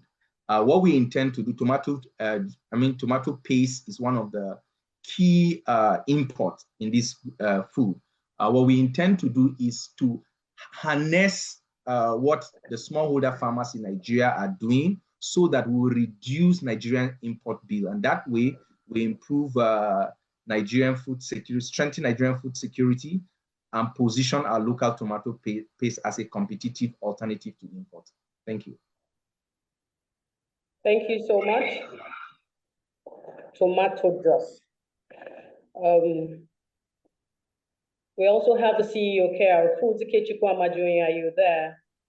Okay, your first question is briefly share, and briefly, let's do that in about 60 seconds or 90 seconds, or 1 minute, 30 seconds. Briefly share insights about your organization and how you support post-harvest loss prevention within agri value chain. KR Foods. Okay. Did you get that? Thank you very much. Yes, I did. Can you confirm you can hear me? We can hear you, but slightly faint. Could you check your mic? Move closer to your mouth, Is it better? Yeah. Okay. Yeah. So at KR Foods, our mission is simple. First to improve access to healthy, nutritious, and affordable food, hence enhancing nutrition security. We do that through our KR Foods palm oil brand. Palm oil adulteration is commonplace across Nigerian mass markets. So we are solving that problem with the brand, enhancing traceability and all that. We also enhance and improve inclusion, create inclusive opportunities for smallholder farmers within the palm oil value chain. So we do that through shared processing cluster models, where we cluster solutions around improved milling technologies. Just to give a bit of context, Nigeria consumes about 2.4 million metric tons of palm oil annually, and 80% of the production is done by smallholder farmers, and the total domestic production accounts up to 1.4 million tons, and an additional 1 million tons is imported. Now, when you look closely to that number, you will then find that smallholder farmers at the farm gate, limited by low-level technologies, lose about 40% of the extractable oil from the palm. So with this shared model that we provide, we've been able to improve their oil extraction efficiency significantly to about 15%, with room for significant improvement. So so in a nutshell, that's what we do in supporting smallholder farmers to prevent post-harvest losses. But beyond that, we extend it by creating circular economic models to enable them harness value from the several forms of waste generated. Thank you very much. Thank you very much, KR Foods. Yeah. Thank you. When I come back to you, I hope you'll be able to sort out your microphone issues so that I can hear you louder. All right. Okay. Thank you very much. Thank you. So Quinta Onditi, hello, Tractor. Are you there? Please, I'd like you to address us. What are the most overlooked policy gaps contributing to post-harvest losses in Africa? And how can government and private sector recalibrate their strategies to prioritize food security? One of the biggest gaps is around structure. We've seen a lot of government and policymakers really working around how do we better structure not just market linkages, but also the storage piece, right? And when you look at storage, for you to be able to successfully operate a warehouse, it requires a lot of financing. So the CapEx is really high. Now, the ability for a private sector player to be able to fund that requires a lot of support in terms of how can we come up with policies that enable us to make some of these decisions and build some of this infrastructure from a long-term perspective, but short-term being able to get access to not just patient capital, but also, lower interest capital. And within the same breadth of capital, there's also the market linkage bit, the transition from at the point the smallholder farmer brings their commodity into the warehouse, there's advances that come into play. Government there requires, there's a huge role government plays in terms of PPP and enabling financial institutions to buy into the idea of supporting smallholder farmers, without necessarily being very heavy on the risk, right? Thinking of opportunities that can be created with private sector players as well, who have proven models where collateral has not been stringent around assets, right? Now, these opportunities really create opportunity for us to also be able to better serve our customers who are the smallholder farmers.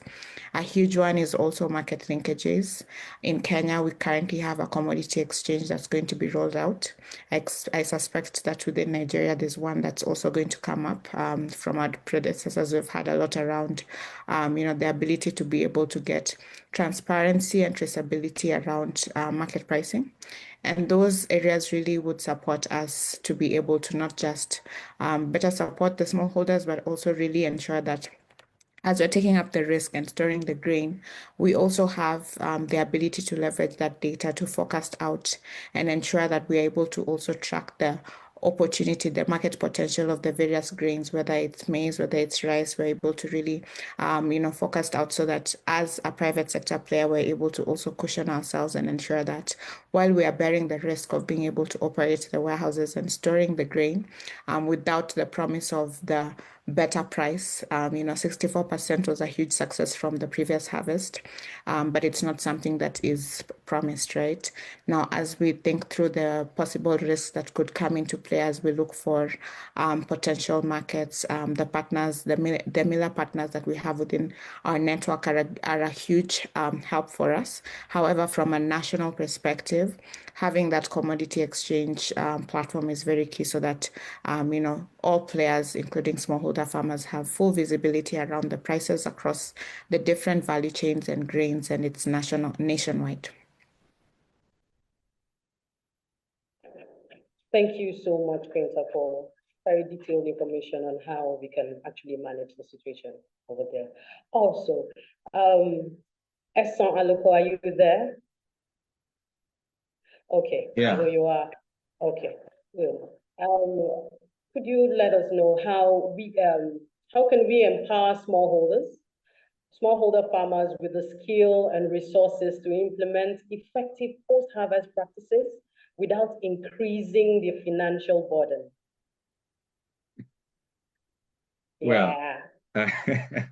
Well, finances is a huge thing. But I think that one of the key ways to do that is through shared services. Now, most farmers like to work alone. And I know that a lot of organizations are working on creating cooperatives so that farmers can work together and all. Most farmers that work alone, it's really difficult because the quantity of their products are really small. So it does not really motivate. I think for us, in fact, for us, one of the key issues we have with the farmers is that they are so into small pieces. And then for a factory to take products from farmers, you need to have quantity. You need to have quality and all of that. And if farmers, work together in a way that they can produce this quantity, I think it works. Then I was talking about shared service in terms of transportation.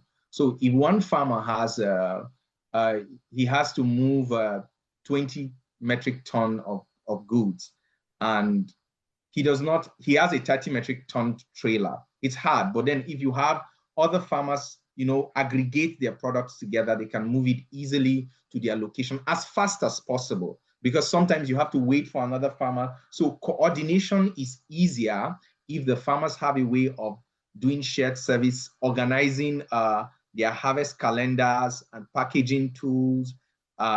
It's always better. The other I think is the other thing I think is the market linkage incentive. I think that it's important if there is good market linkage for the farmers. I think that post-harvest loss will really, the last thing is tech-enabled training.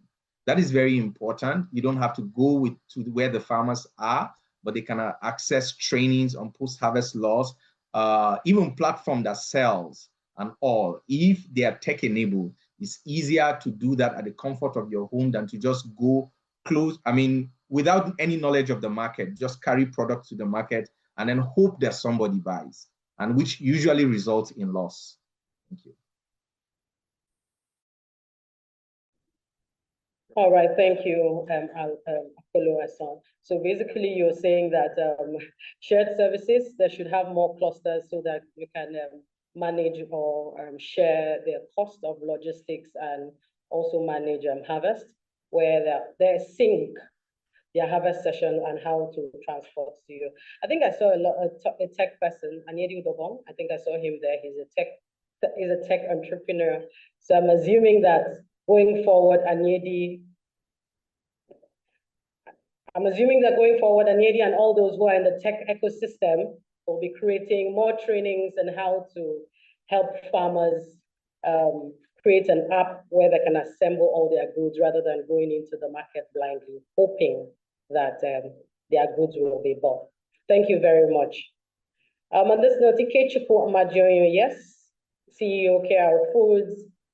Could you share with us what infrastructure, investment, storage, transportation, what infrastructure investment, storage, transportation, cold chains are most urgent to reduce harvest loss in rural Africa? What do you think is should we focus on more at this time? Okay, thank you very much. Can you confirm you can hear me clearly now? I can hear you. Okay, so I think to answer that question, I would say, first of all, each geography and each food value chain has what is urgent to them.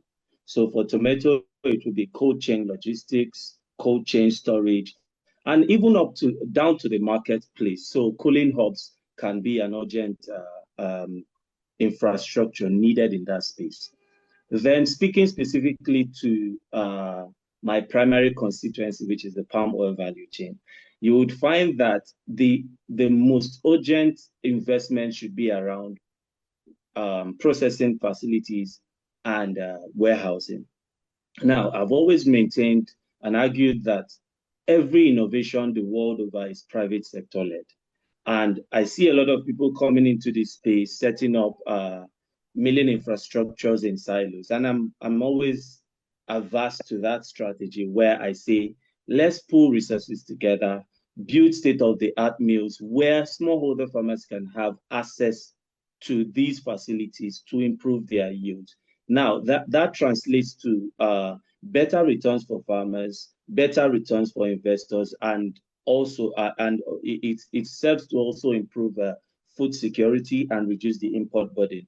Now, even when you look closer to that proposition, you then find that the warehousing option, which Hello Tractor, Quinta, I hope I didn't murder the name, spoke so exhaustively about, is something that finds great opportunity within the palm oil value chain and in extension to several other value chains.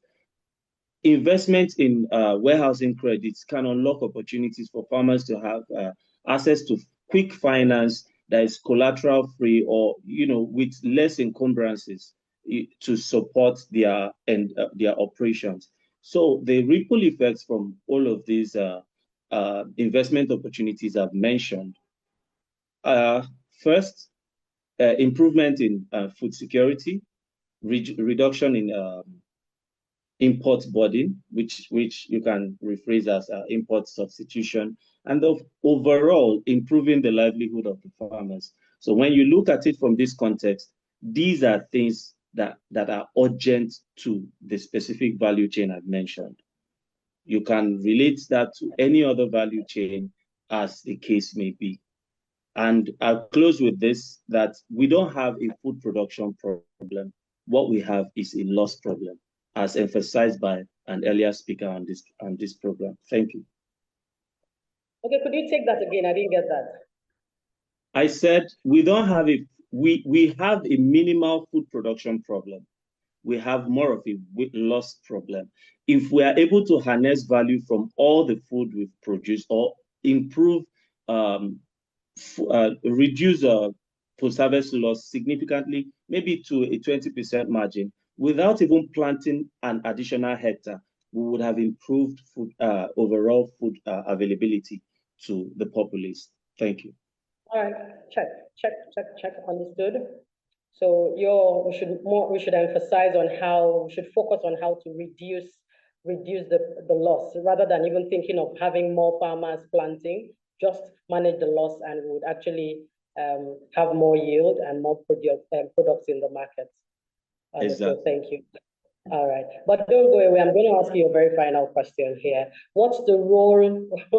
Okay, what role do cooperatives and agriculture and agribusiness, I beg your pardon, hubs play in bridging the gap between production and consumption to minimize waste? Did you get that? What role do cooperatives and agribusiness hubs play in bridging the gap between production and consumption to minimize waste? Okay, thank you very much for that question. So for cooperative, I'm assuming it's farmer cooperatives, right? Yeah. So if that is, I will permit me to use loosely an adage that says, is an Igbo adage that says Igwebuike, which loosely translates our strength is in our numbers. So individual farmers, as has been said on this panel, do not have the individual capacity to execute certain projects or certain playbooks at scale. But coming as a cooperative, they have a united voice. They are able to aggregate at scale. They are able to execute certain projects at scale. And I will borrow a leaf from our experience within the palm oil value chain. So in trying to explore ways to value solutions for farmers, we noticed that at the individual level, they were not they didn't have the volumes that with which we can assess new markets, export markets for them. But working through the cooperatives, informal, if I must say, informal cooperatives, which we are now having conversations to formalize, we are now able to aggregate at scale. I think at the last time we checked, we've been able to aggregate around 300 tons of kernel shell waste for export to Poland.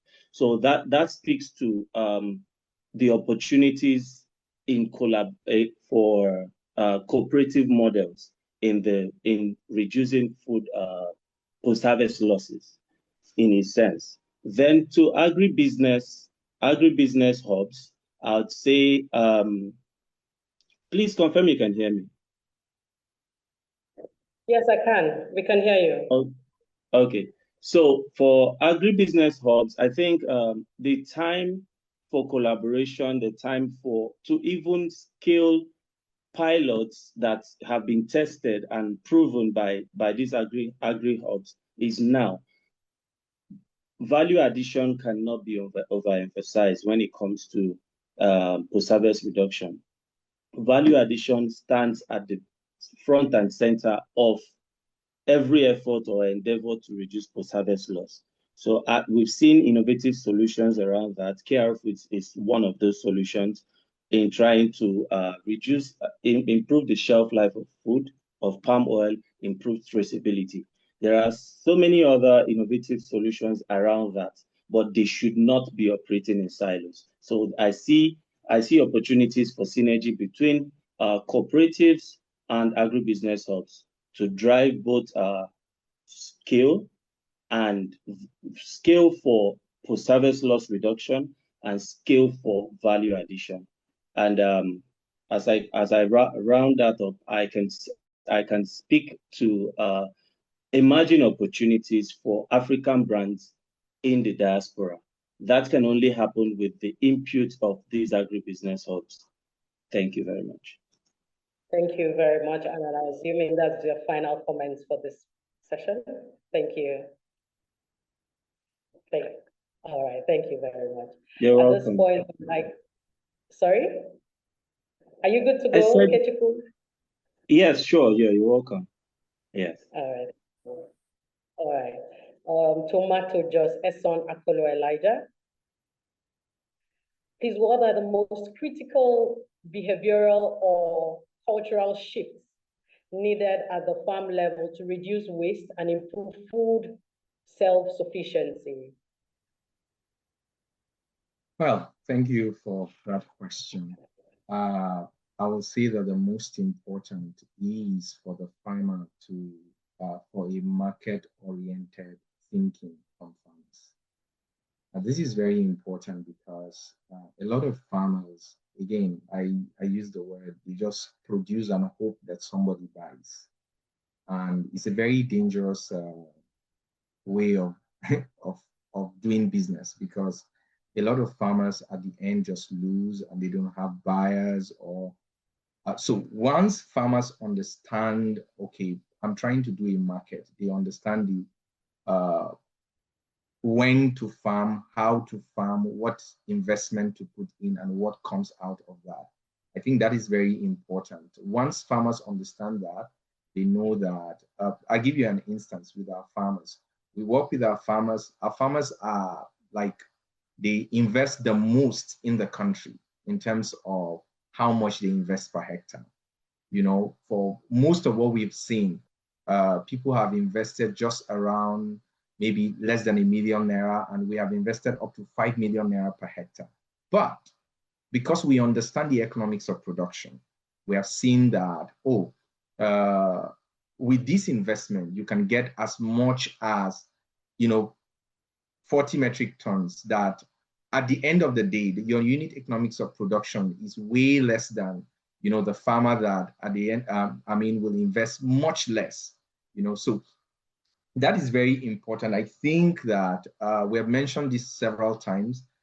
Strengthening cooperative behavior among farmers is very important, because it unlocks a lot of opportunities for the farmers and helps them to manage things, whether it's in conversation with processors like us. And I give another example. So we work with IFDC, Horti Nigeria project, and I think the reason why we're able to, offtake from farmers outside our normal farmers is because some of these organizations have done work to, bring these farmers into a cooperative, aggregate their products together, and they're able to give our factory the quantity that we need in order to produce. The last thing I'll say here is a greater women inclusion. I think this is very important, and youth inclusion. And this is very important because I believe that any sector that is going to be viable, creative, and all, a very viable and creative sector must include every person that we can include, especially for the youth. You need innovation, you get to the youth. The youth will bring a lot of innovation into the sector. Women, historically have been excluded from agricultural activity, especially in the North where we are. If you bring 50% of your population, imagine, 50% are out of the value chain. And imagine the innovation that is lying dormant among this 50%. If this set of people are brought in and integrated, it will take a lot of effort. Like you've heard about Tomato Juice. What we have done is to build a model that bring in women into our farming. And it has shown for our yield and everything, women have shown to, match, even without any prior experience in farming. The first year of farming, some of the women are hitting yields equal with men that have been farming for 20 years. So it tells you what they can bring into the value chain. Thank you. Okay, thank you. Thank you for giving perspective there, because I was almost shocked. Down here, I think we have more female as farmers. So when you brought perspective and you say, like here in the North, I said, okay, then we are getting to understand what happens in the North. That we have more men as farmers, and you're advocating for more female and the youth to be more included in the farming workspace. Just give me your final thoughts, and that would also serve as a wrap for you. How can post-harvest loss prevention be aligned with our climate resilience and sustainable agriculture in Africa? Can we do that in 60 seconds? How can we align with the climate resilience to manage losses? Well, I think that every ton of food lost represent water wasted, nutrient wasted, labor wasted, energy wasted. And by reducing post-harvest loss, we are making farming more resource efficient. We're using less water, we are using less labor, we're using less diesel, we're using less nutrient, we're reducing the stress on the environment. I think that this is so crucial. I talked about the emissions. Methane emission from food waste, food rot is very high. If we're able to reduce food waste, that is very important. I think Itike Chikuda mentioned earlier, he said that once we're able to reduce food waste, the expansion of land will reduce because we will be able to produce as much as we need with the land we have instead of, doing a lot of deforestation in order to expand for more land and all. So overall, it's about efficiency, increasing productivity at the same time, not increasing resources that we use. That way, we align with the environmental impact of resilience and build resilience of farmers and all. I think that's important. All right. Thank you so much. Thank you. And officially, I just let you know that I'm one person who uses your product. So that's why I'm more fond of calling you Tomato Joss. All right. Thank you. You're doing a good job. Oh, that's amazing. Thank you. All right. Thank you. Okay. At this point, the only lady on the panel, Onditi. Are you there? Quinta Onditi, Hello Tractor. Can you hear me, Quinta? Okay. I can. So at this point, let's get into gender. How do gender dynamics influence post-harvest loss prevention, and what strategies can ensure that women farmers are not left behind? Now, when you heard Tomato just speaking, he was speaking from the perspective of the northern part of Nigeria, where he said they needed more women in the field. So I would ask you straight up before you go answering our question. So which gender do we have more in the farmland in your country? It's actually more men. However, the women play a very big role when it comes to ensuring that the quality of the crop is maintained. And for that reason, when we were developing the storage solution, we actually built it with women in mind, because we saw so many women and their children supporting at a household level the contributions in terms of ensuring that the crops were well weeded, that as in the process of harvesting as well, the women and the children also lead a lot of that.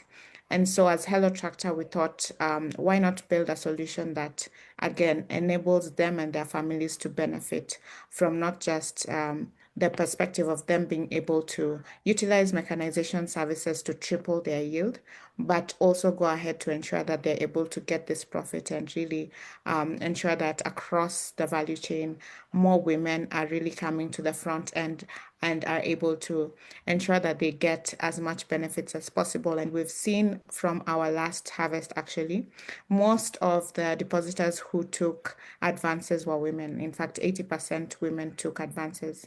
And that was really great to see in terms of not just women being able to be early adopters of new solutions, but also being able to not just leverage and also bring in more women within their farmer groups into using these solutions. And so women are really great ambassadors of new solutions. And because of the role that they play, as Eson mentioned as well, it's very key to ensure that we're inclusive and we bring in as many women, and ensure that even as we co-design, we bring it in with the voices of women incorporated.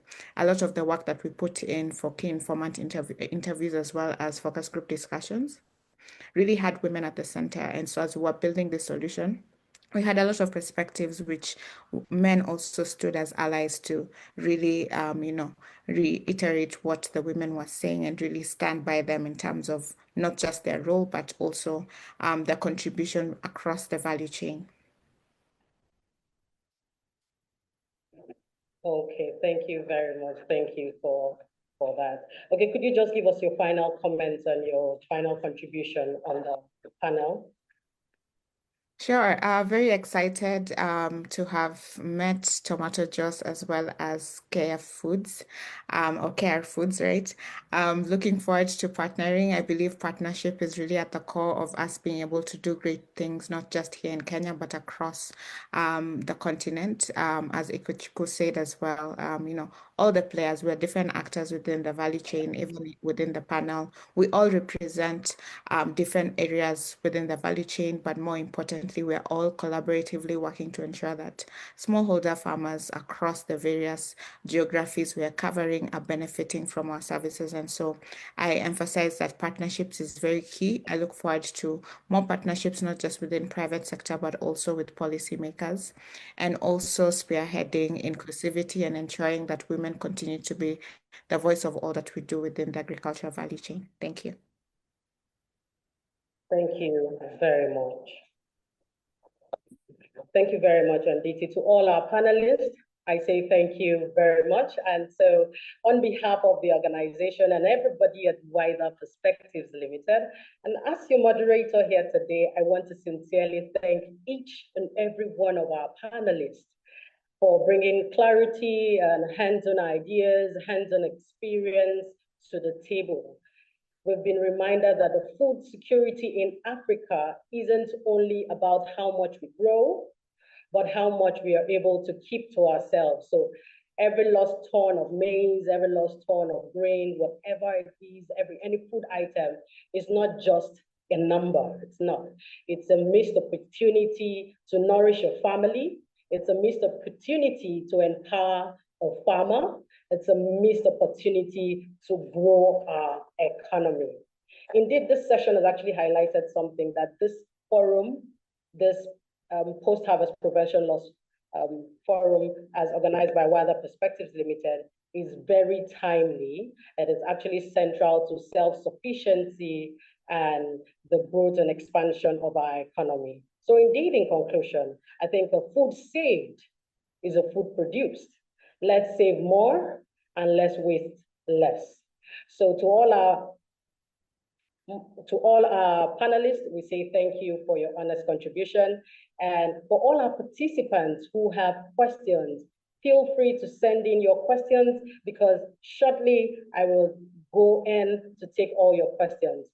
But I would love to say thank you so much, and I enjoyed the panel session. But before I say you should enjoy the rest of the forum, please send in your question. Our panelists are here to answer. So I'm going straight to the box to see all your questions you have asked. Okay.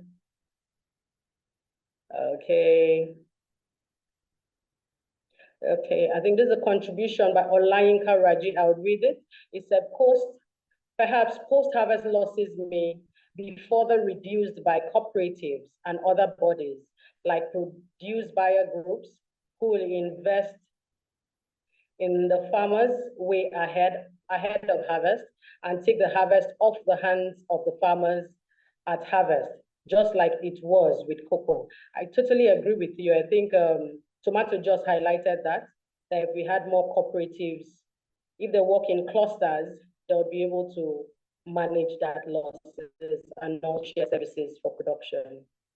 Okay, I have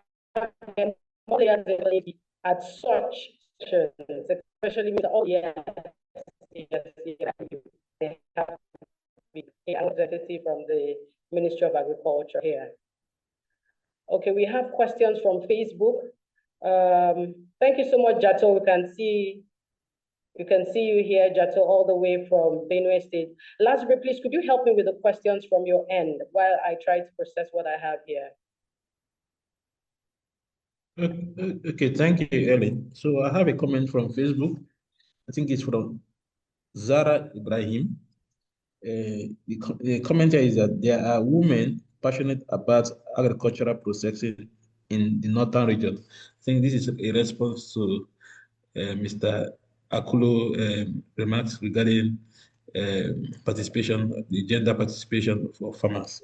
So we also have question, however, this is attributed to NISPRI. Can NISPRI share any research done or innovation around Irish potatoes preservation? So I think this is addressed to NISPRI. We also have another question here. So these are for GIZ.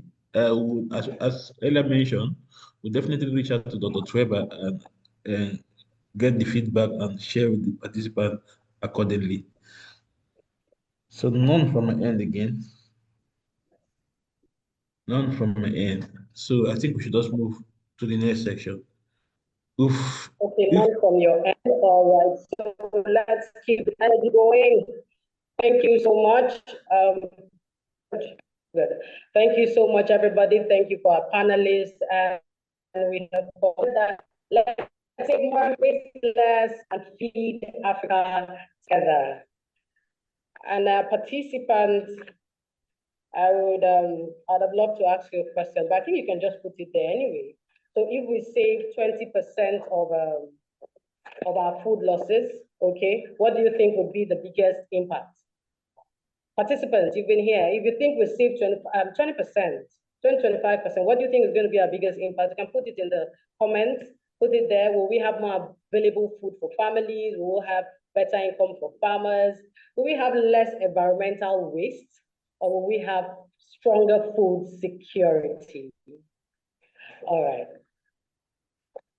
At this point, Lasbury, while they are at it, because they are typing, nobody's going to say anything. Please, can you let us have the evaluation? Good. Can we have the evaluation where they can take the poll or write their comments? Lasbury, over to you.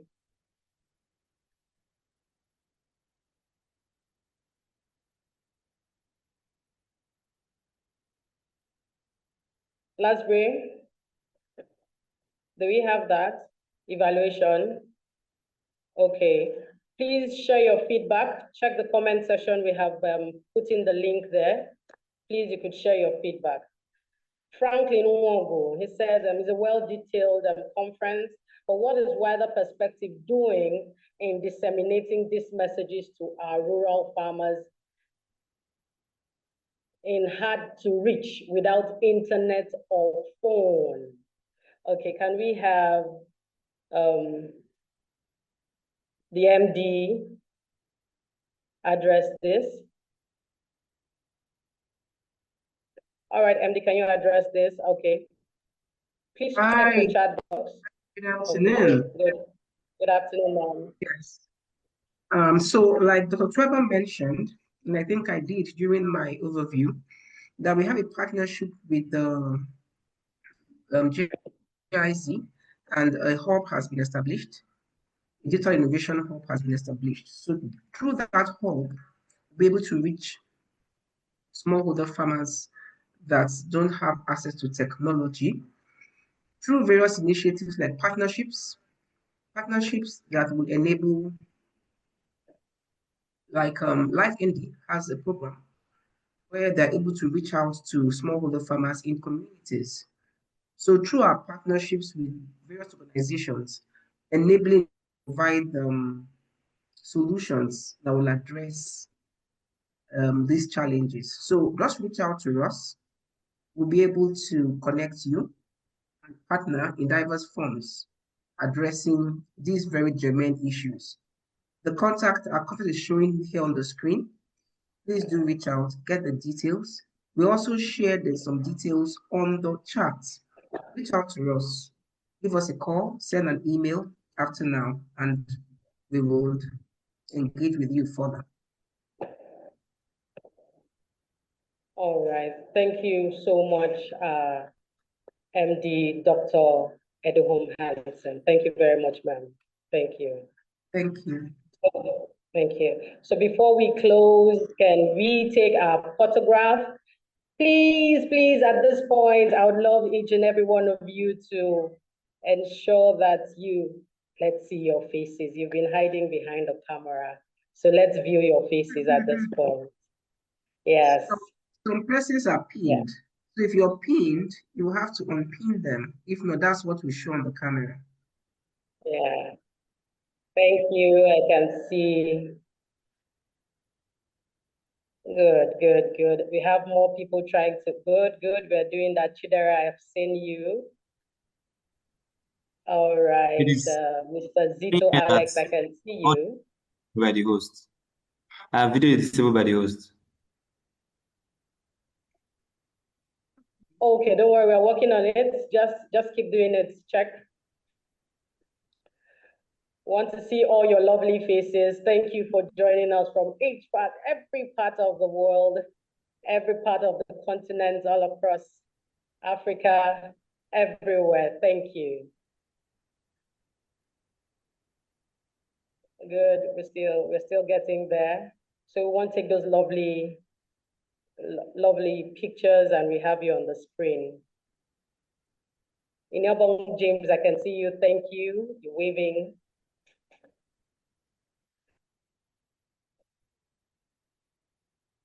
All right. Do we have everyone showing on the screen? No, I think I still have a few people doing hide and seek, or is it the network? It's still saying you cannot start a video because it is disabled by the host. Okay. Okay, Lasby, could you help sort that out? Okay. Is this Stephen? Who is the person? Let's check. Dr. Inanna Emmanuel Lispri. Okay.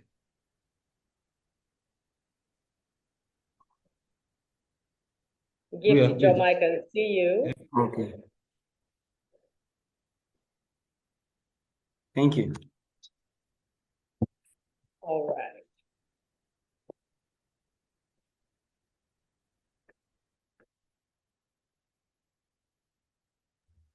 Some smiles, right? All right. Can we take our shots now? Lasby, are we good to go? Can we take the shots? I know we've kept you here for how many hours? Since 10 to 2. Yep, it's time for lunch for those of us who... Yes, we can take the pictures now. Okay. So... All right. Thank you. Everyone was frowning. Please, can we smile? Can we say thank you, the wider perspective? Thank you. Unmute your mic, please. Just unmute your mic. Unmute your mic. Thank you. Okay, thank you, wider perspective. Thank you. Thank you, wider perspective. Thank you, wider perspective. Thank you very much. Thank you, all of you. Thank you. Thank you. Your efforts. Appreciate you. Thank you. Thank you so much. Thank you so much. Very enjoyable. Thank you.